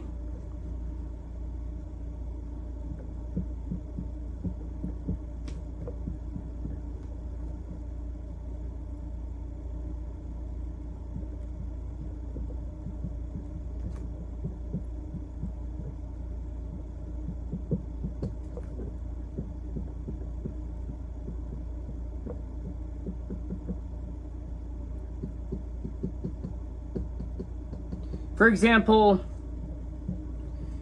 defining knowledge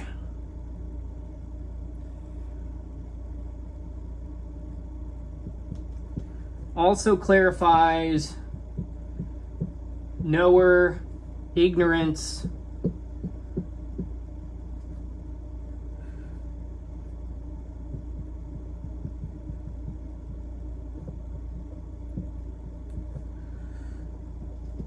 knowing, being ignorant.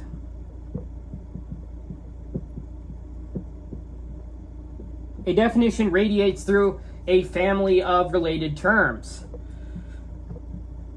Define one state, and its correlative terms become clearer.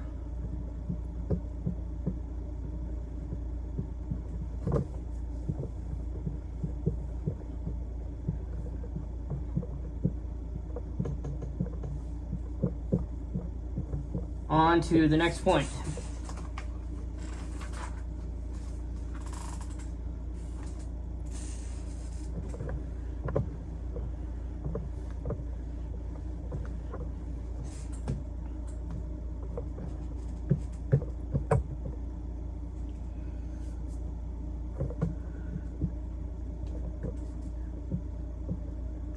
Relative species should correspond to relative species.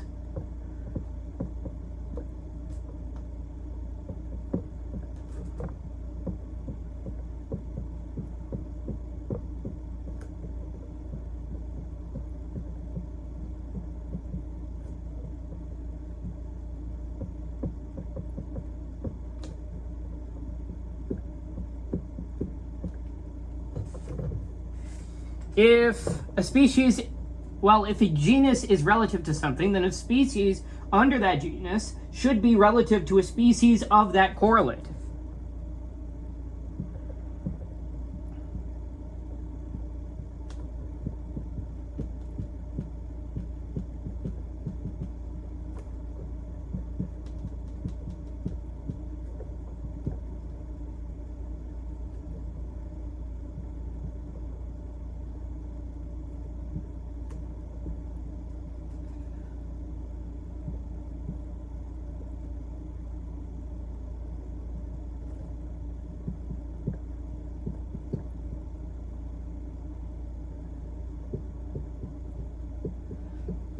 For example, if belief is relative to an object of belief, then a particular belief should be relative to a particular object of belief.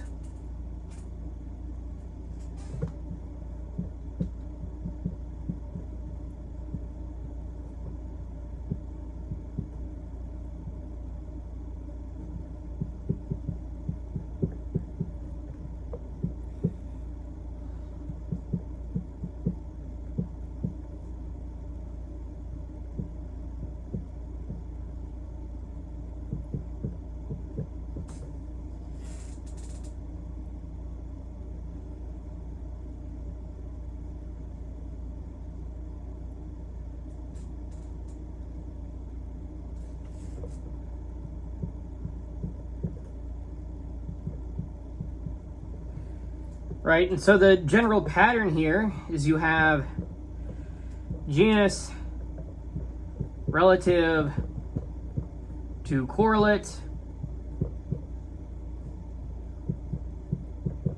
implying species relative to species of correlate.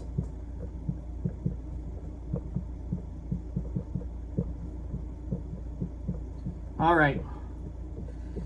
Now, relative structure should descend from genus to species. Relations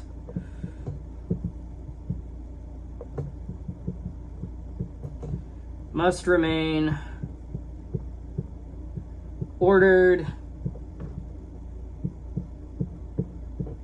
through the hierarchy.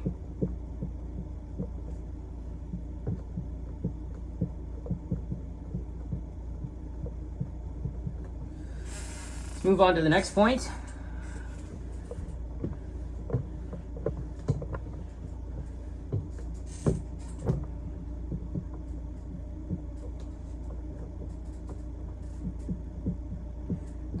Opposite definition should correspond.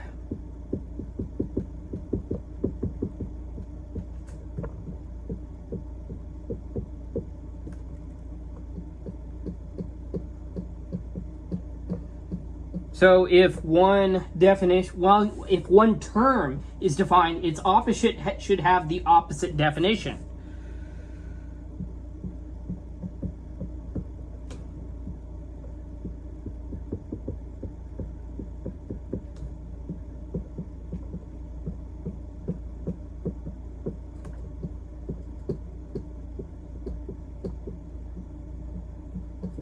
For example, if double is what exceeds another by an equal amount to that other, then half is what is exceeded by an amount equal to itself. You have double corresponding with half, and the definition of double corresponding with the definition of half. Correct definitions preserve the structure of opposition. Opposite terms should have opposite accounts.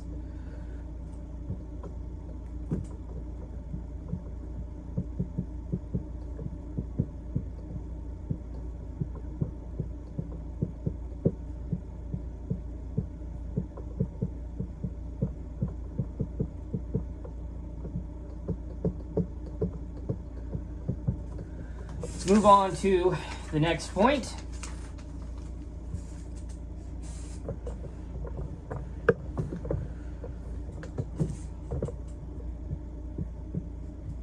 Be careful with privation.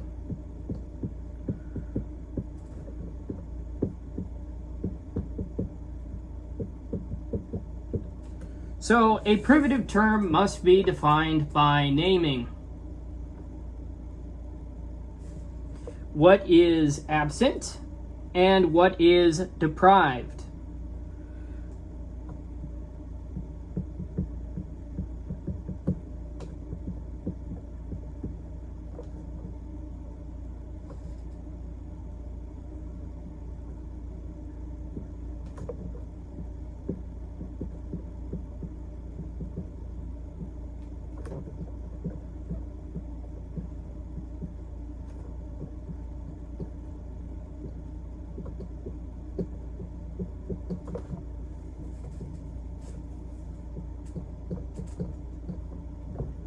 For example, For blindness,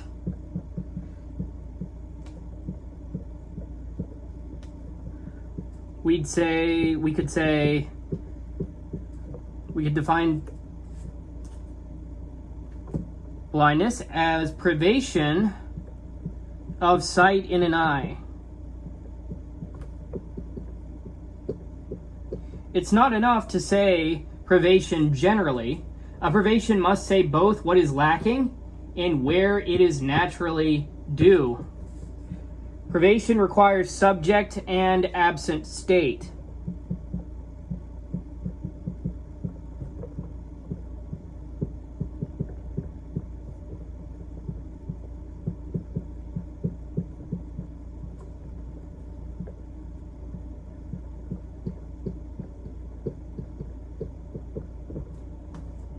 Let's proceed to the next point.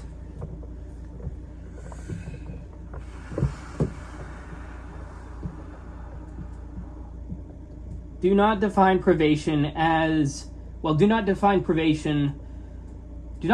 privation what is not mere privation.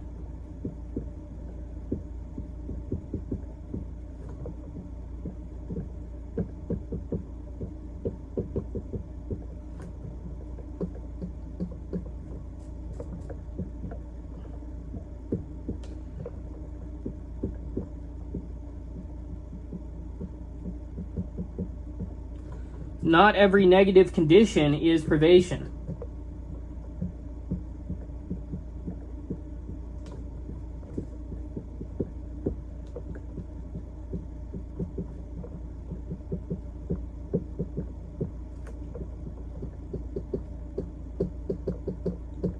For example, error is not simply absence of knowledge. Error belongs to someone deceived, not merely to something without knowledge. We do not call stones or children in error simply because they lack knowledge.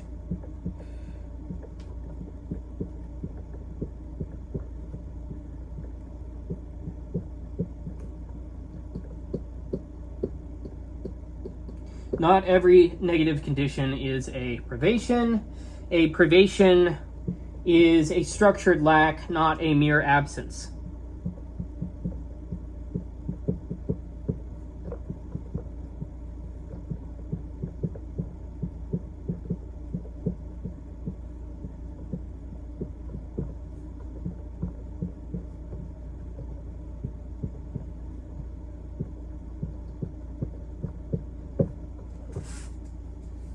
All right, let's move on to the next point.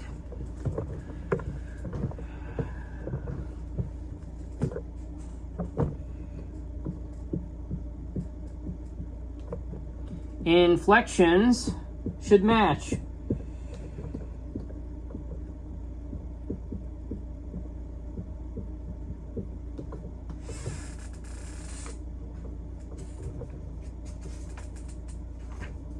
If the definition of a term is correct, its inflected form should correspond.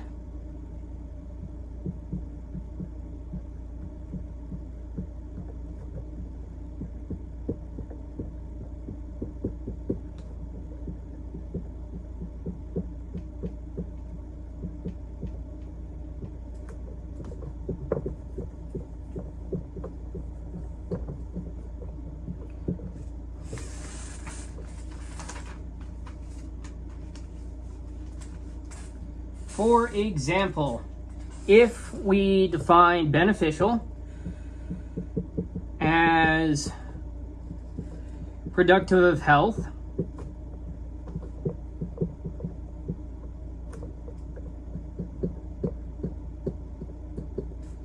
then we have beneficially as productively of health,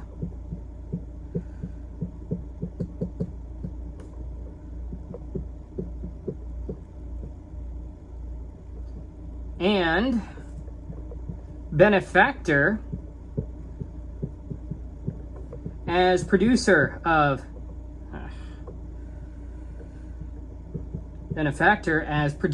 health.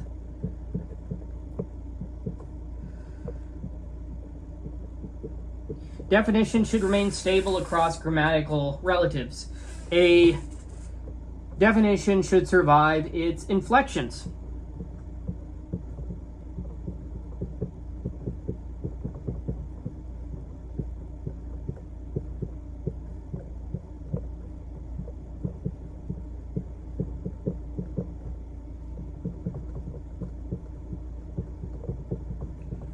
Let's move on to the next point.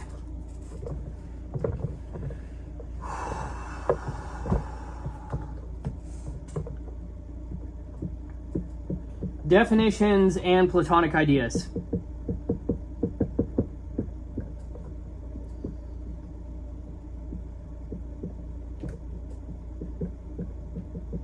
So here Aristotle uses a rule against Platonists. So that is, in this case, if a definition is meant to define a thing, it should also apply to the idea if one believes in ideas.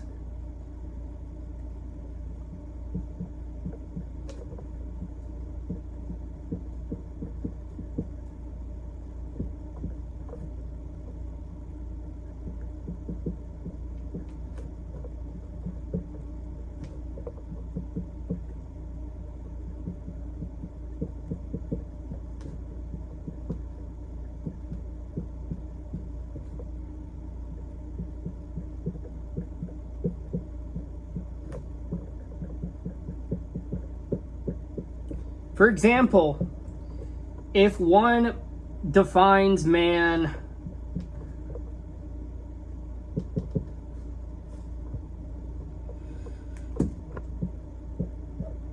by adding mortal, the definition will not apply to the absolute man, since the Platonic idea is not mortal.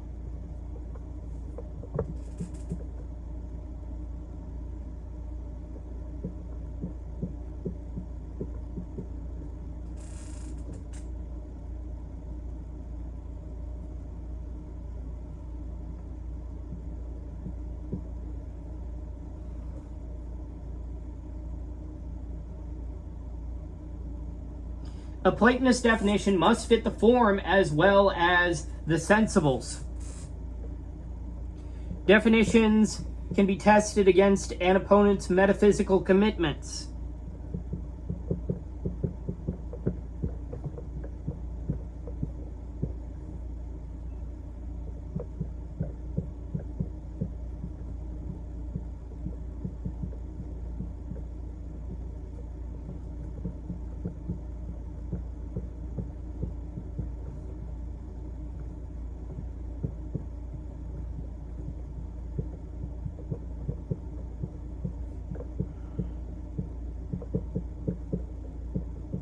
Let's go ahead and move on to the next point.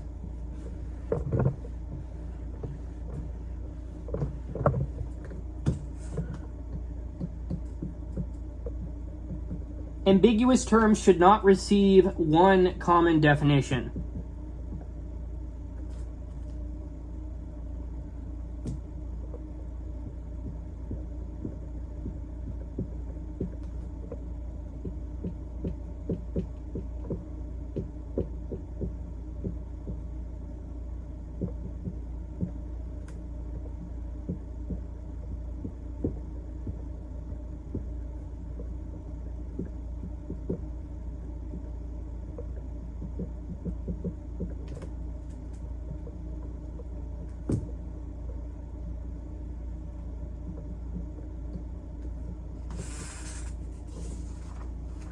If a term is ambiguous, a single common definition will fail.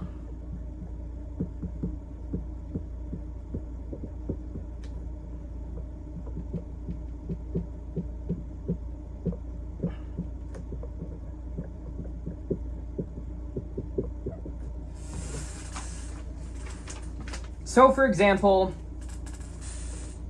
let's say, well, life in plants and life in animals may not be the same in the relevant sense.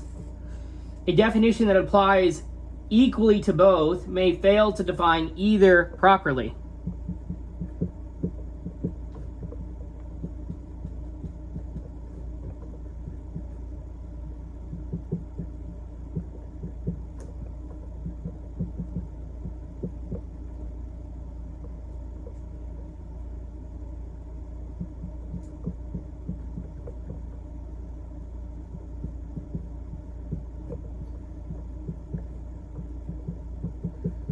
So we have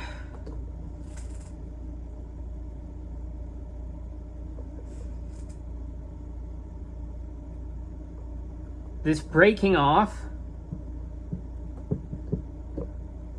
We have an ambiguous term that should lead instead to multiple definitions. Synonymous terms can share one definition, ambiguous terms cannot. One definition belongs to one meaning.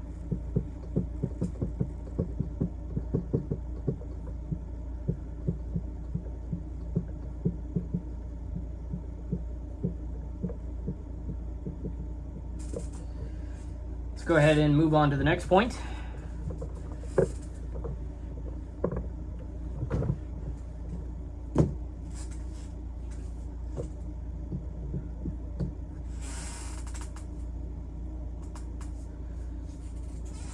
Handle ambiguity strategically.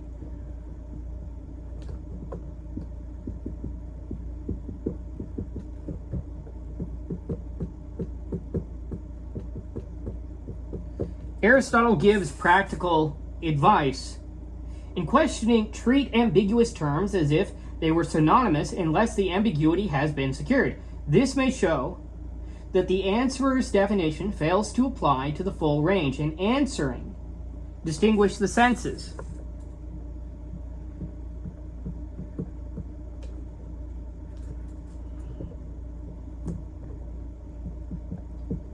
Questioner, press the shared term.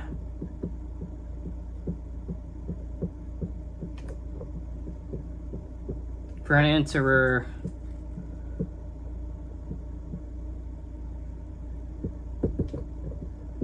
divide the senses.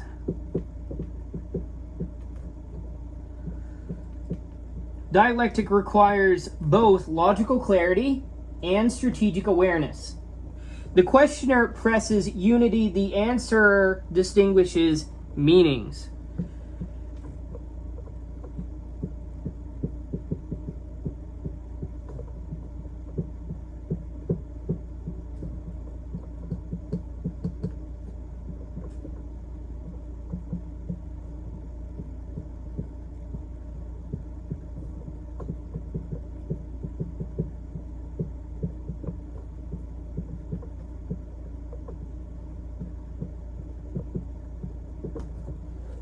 All right, let's proceed to the next point.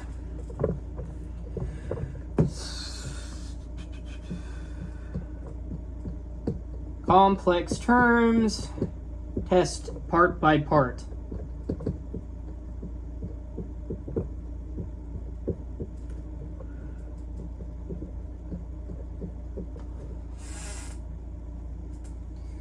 If a complex term is defined, remove the definition of one element and see whether the rest defines the remainder.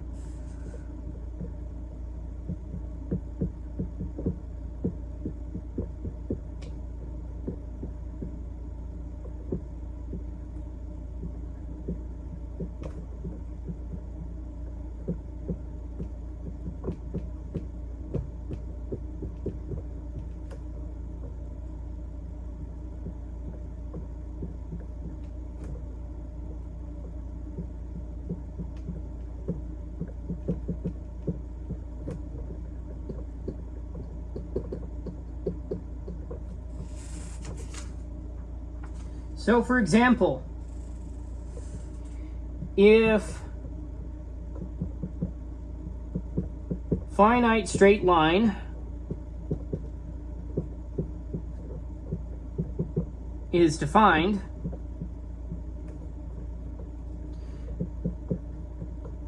subtract the definition of finite line and see if the rest defines straight.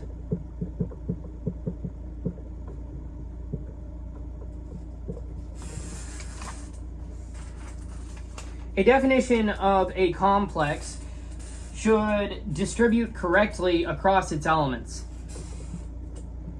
Test a complex definition by subtracting its parts.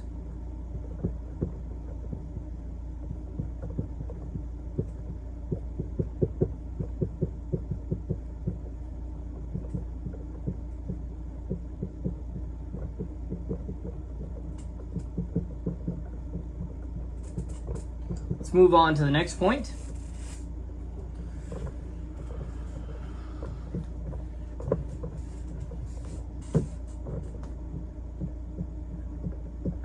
Do not merely exchange words.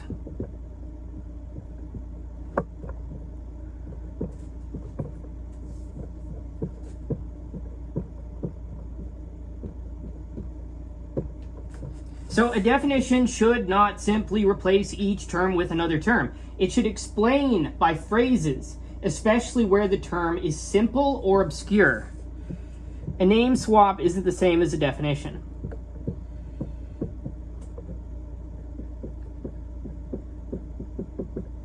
A definition is not a synonym, it is an explanatory account. Definition must unpack, not merely rename. Not merely rename.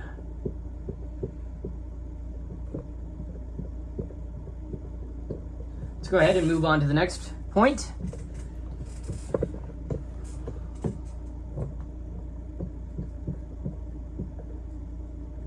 Oops.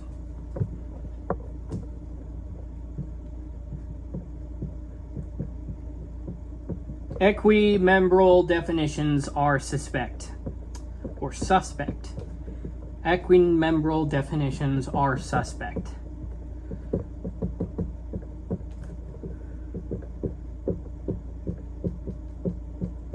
So, if the definition has exactly the same number of elements as the thing defined, it may simply be exchanging word for word rather than explaining.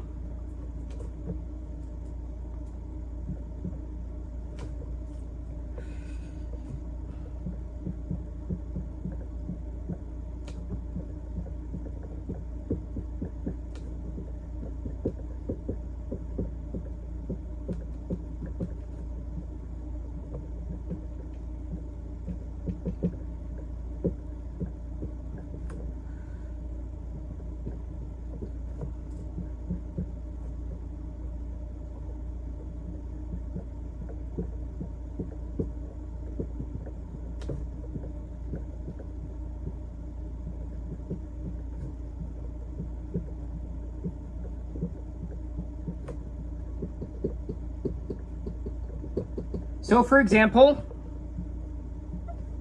let's say we have white man, and we're dealing with another idea, which is lucid mortal.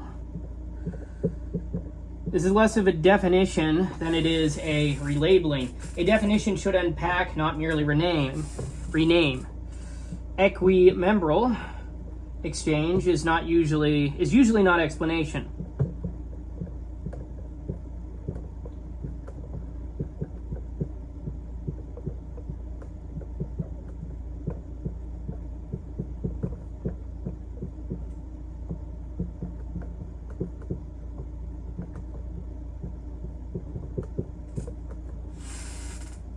All right, let's go ahead and go on to the next point.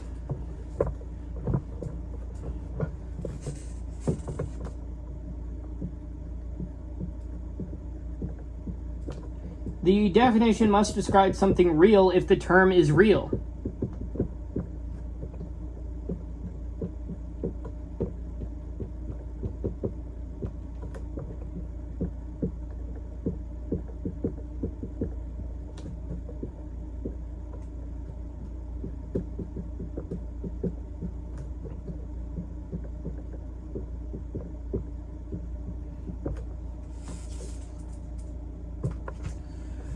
So, if the term defined is real, but the definition describes something impossible, the definition fails.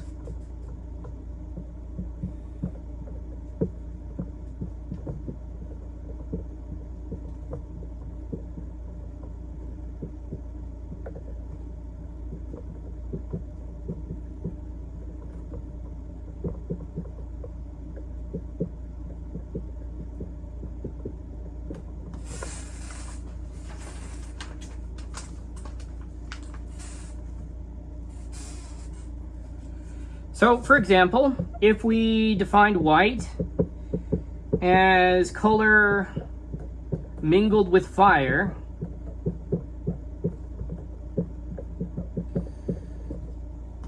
and if color cannot be mingled with body in that way, the definition describes something unreal, while white really does exist. So a definition of a thing must not describe an impossibility.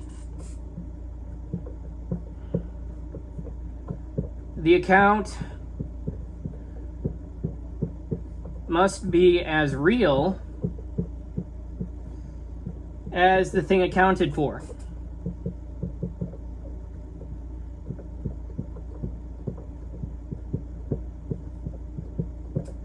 Let's go ahead and move on to the next point.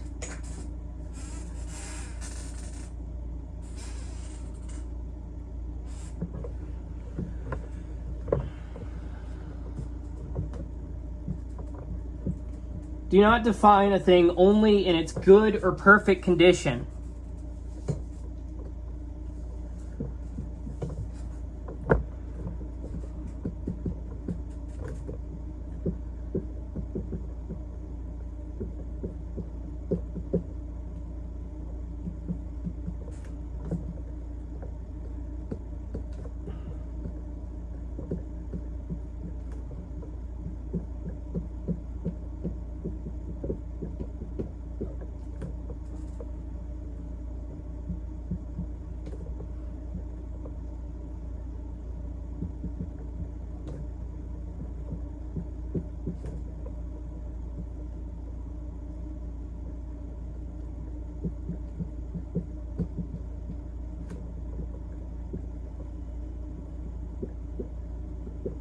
So a definition should define the thing simply, not only its good or perfect instance.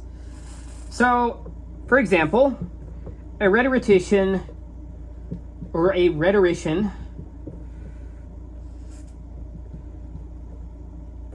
should not be defined as one who can always see what will persuade and omit nothing. Because this defines a good rhetorician, not a rhetorician simply. A thief should not be defined only as one who successfully steals in secret if the essence concerns the wish or choice to steal. Do not define the thing by its perfected instance. So the good S is not equivalent to the definition of S.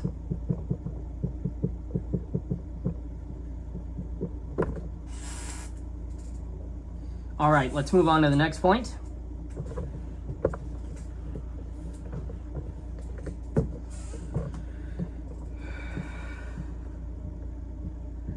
Do not define what is desirable for itself by what it produces.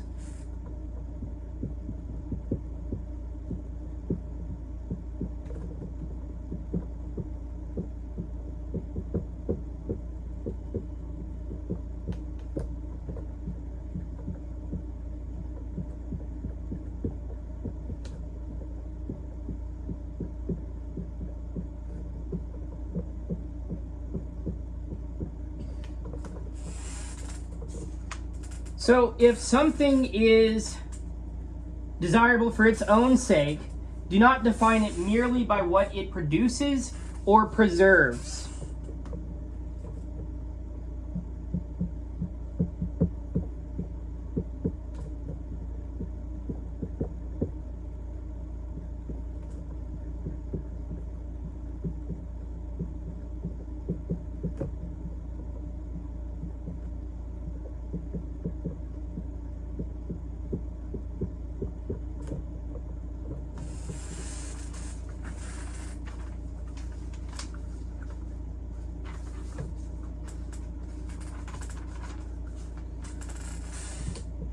So, for example, don't define justice as what preserves the laws.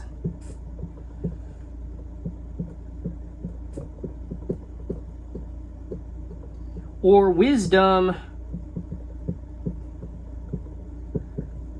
as what produces happiness.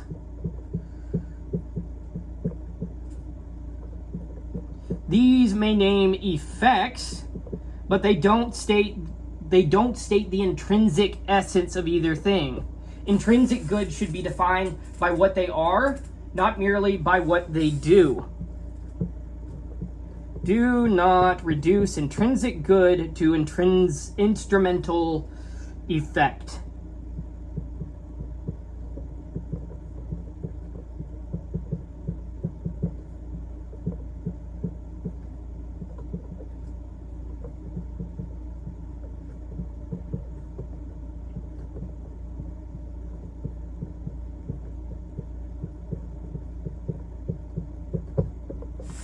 All right, let's go ahead and move on to the next point.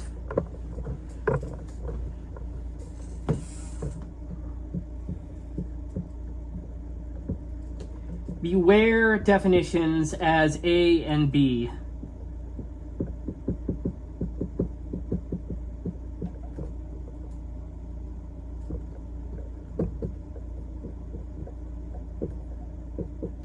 Aristotle warns against defining something simply as A and B.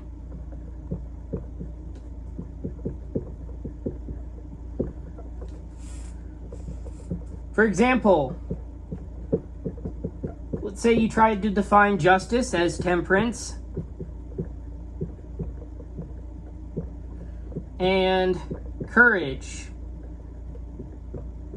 If two people each pose one of these, then together they might seem to have justice, while neither individually is just. This shows that the definition has confused whole and parts. A thing is not usually identical with a mere list of components. A whole is not merely its parts named side by side.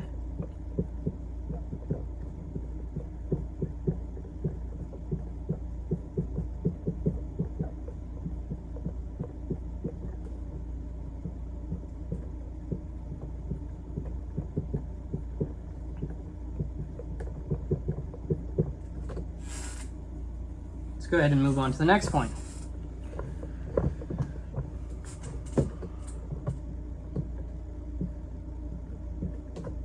Beware definitions as product of A and B.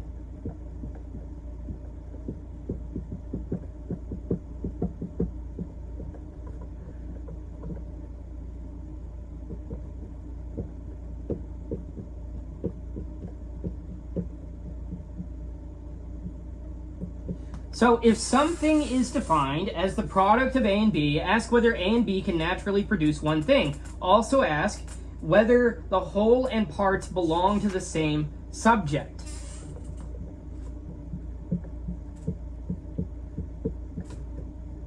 Product of A and B implies explain how one thing results.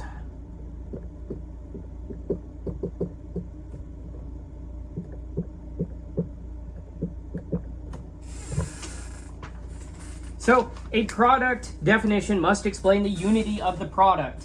Naming ingredients is not enough.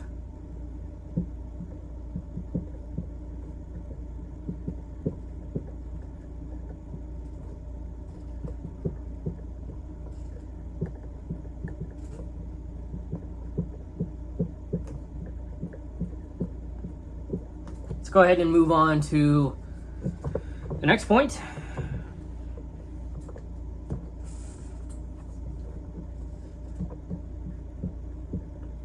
Whole and parts must be properly related.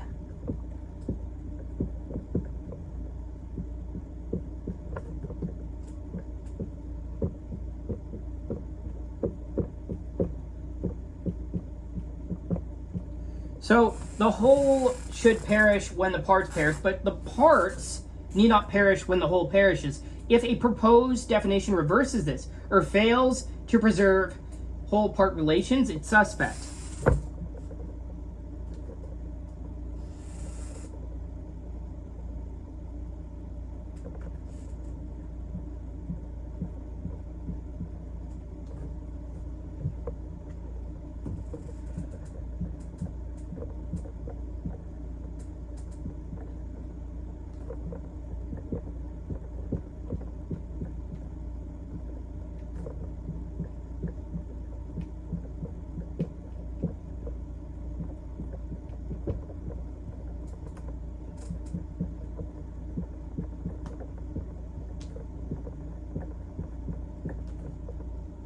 A compound definition must respect the logic of whole and part.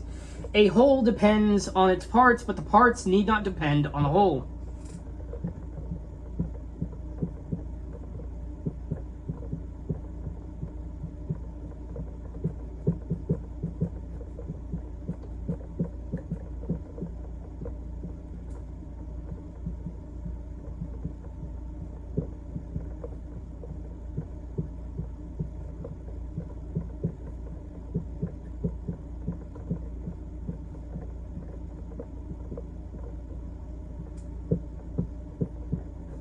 All right, let's move on to the next point.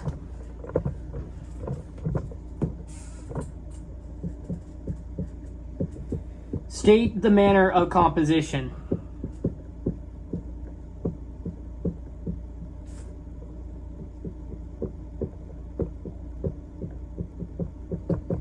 If something is defined as a composition, it's not enough to name the elements. One must state the manner of their composition.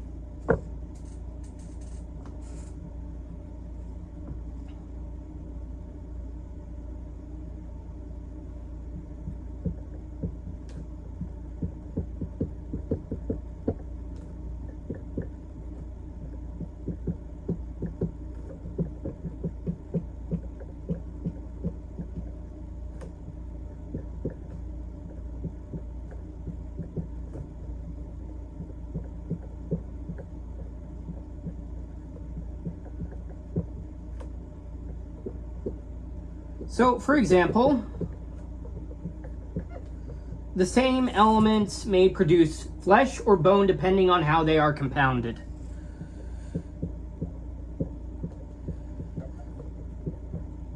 So you'd want elements plus mode of composition.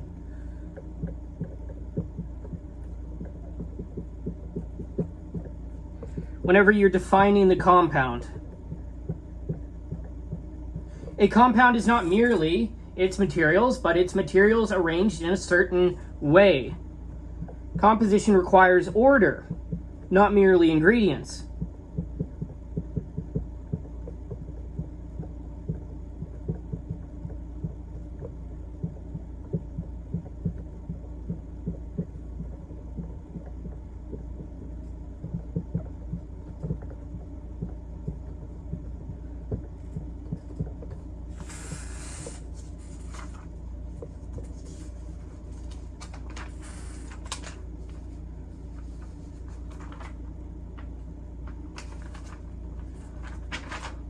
Let's go ahead and move on to the next point.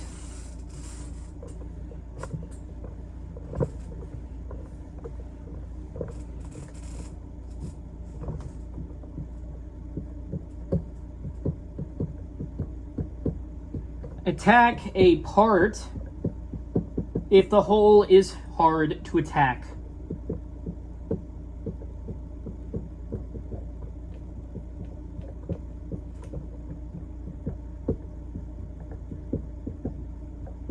If one cannot attack the whole definition, attack a part of it. If a part is destroyed, the definition is destroyed.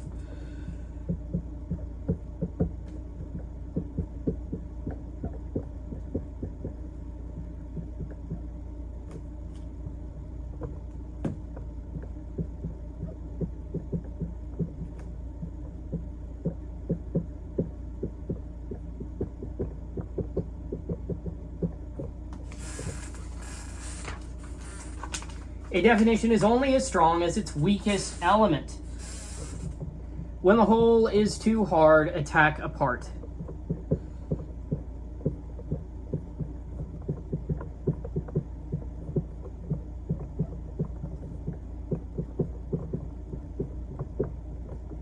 Let's go ahead and move on to the next point.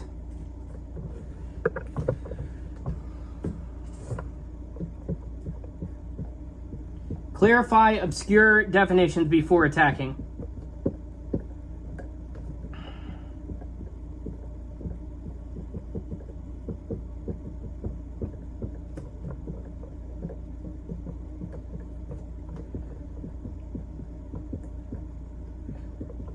If a definition is obscure, Aristotle recommends reshaping or clarifying it in order to find a handle for attack.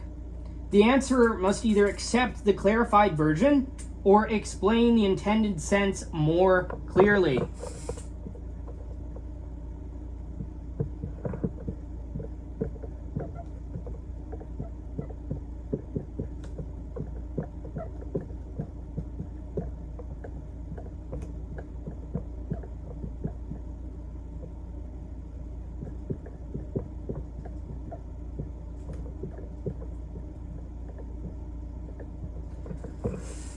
Clarification is itself a dialectical weapon. Make the definition clear enough to be tested.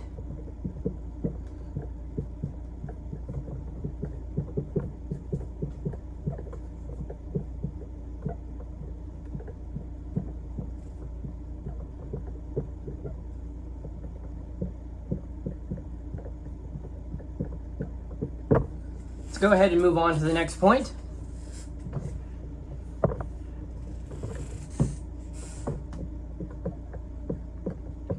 Propose a better definition.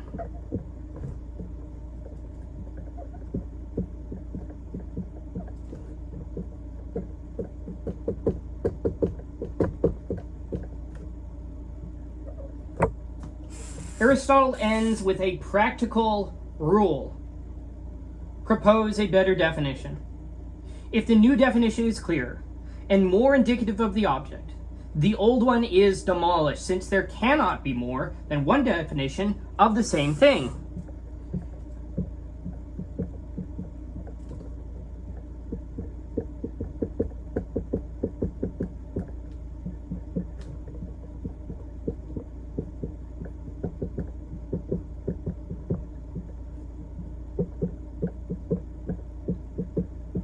The best attack on a bad definition is often a better definition. Replace the bad account with a better account of the essence.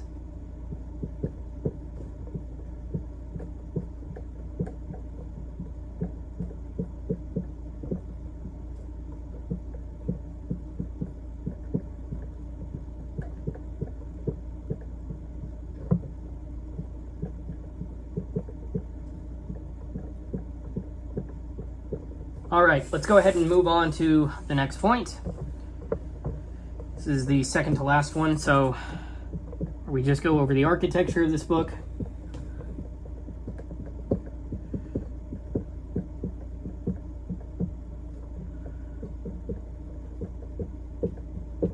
The architecture of Book 6. Book 6 moves through the following arc. We go, what definition must do? Then we move on to 5 tests of definition, then we move on to obscurity, then redundancy, then prior and more intelligible terms, then genus and differentiae, then relative definitions, then differentiae and essence, then cause and effect and time, cause, effect, and also time, then opposites and privations, then ambiguity, then complex terms, then whole and parts, then compound definitions, then better replacement definitions. Book 6 teaches how to test whether a proposed definition truly states the essence. Definition is the dialectical test of essence.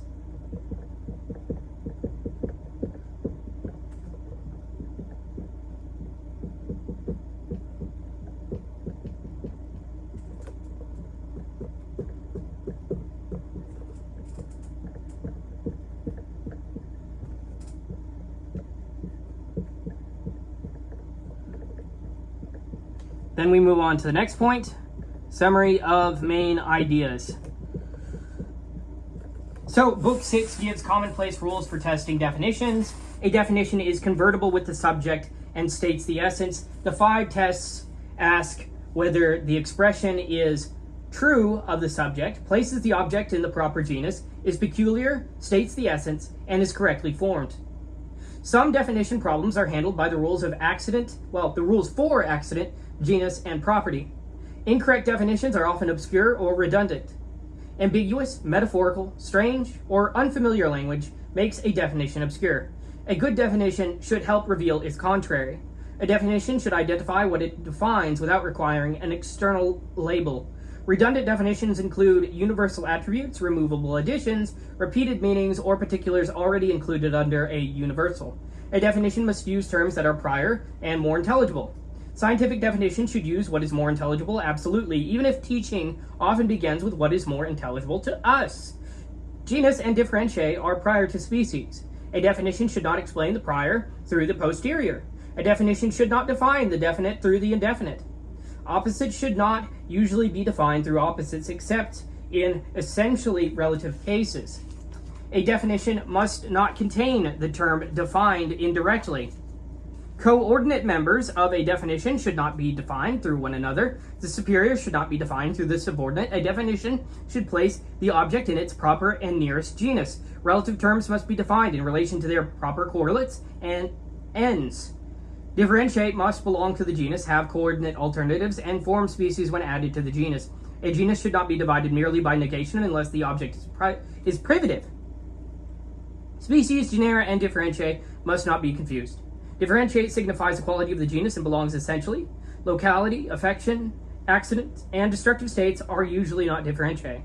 Things should be defined by natural function, primary relation, and the proper subject of the states or affections. Definitions must not confuse cause and effect. Definition and defined terms should match in temporal force and degree. Definitions must not define one essence by disconnected alternatives. A definition should remain coherent when its terms are unpacked. Privative terms must say both what is lacking and what is naturally due. Ambiguous terms should not receive one common definition. Complex definitions should be tested part by part. A definition is not a mere synonym or word exchange. A definition of a real thing must not describe an impossibility. A thing should not be defined only in its good or perfect condition. Intrinsic goods should not be defined merely by what they produce. Compound definitions must explain the unity and manner of composition. If the whole definition is hard to attack it apart. A better definition can demolish a worse definition. Now, in the final framing of this, topics, Book 6 teaches how to test whether a proposed definition truly states the essence.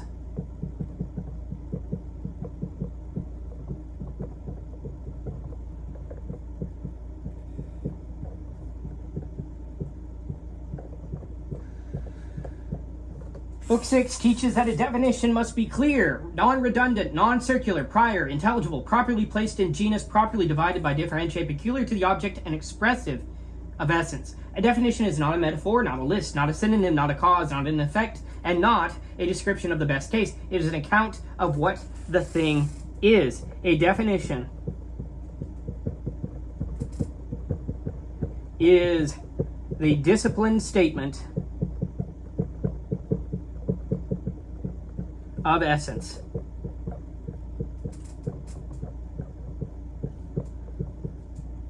And that is it for this lecture. I will see you in the next one.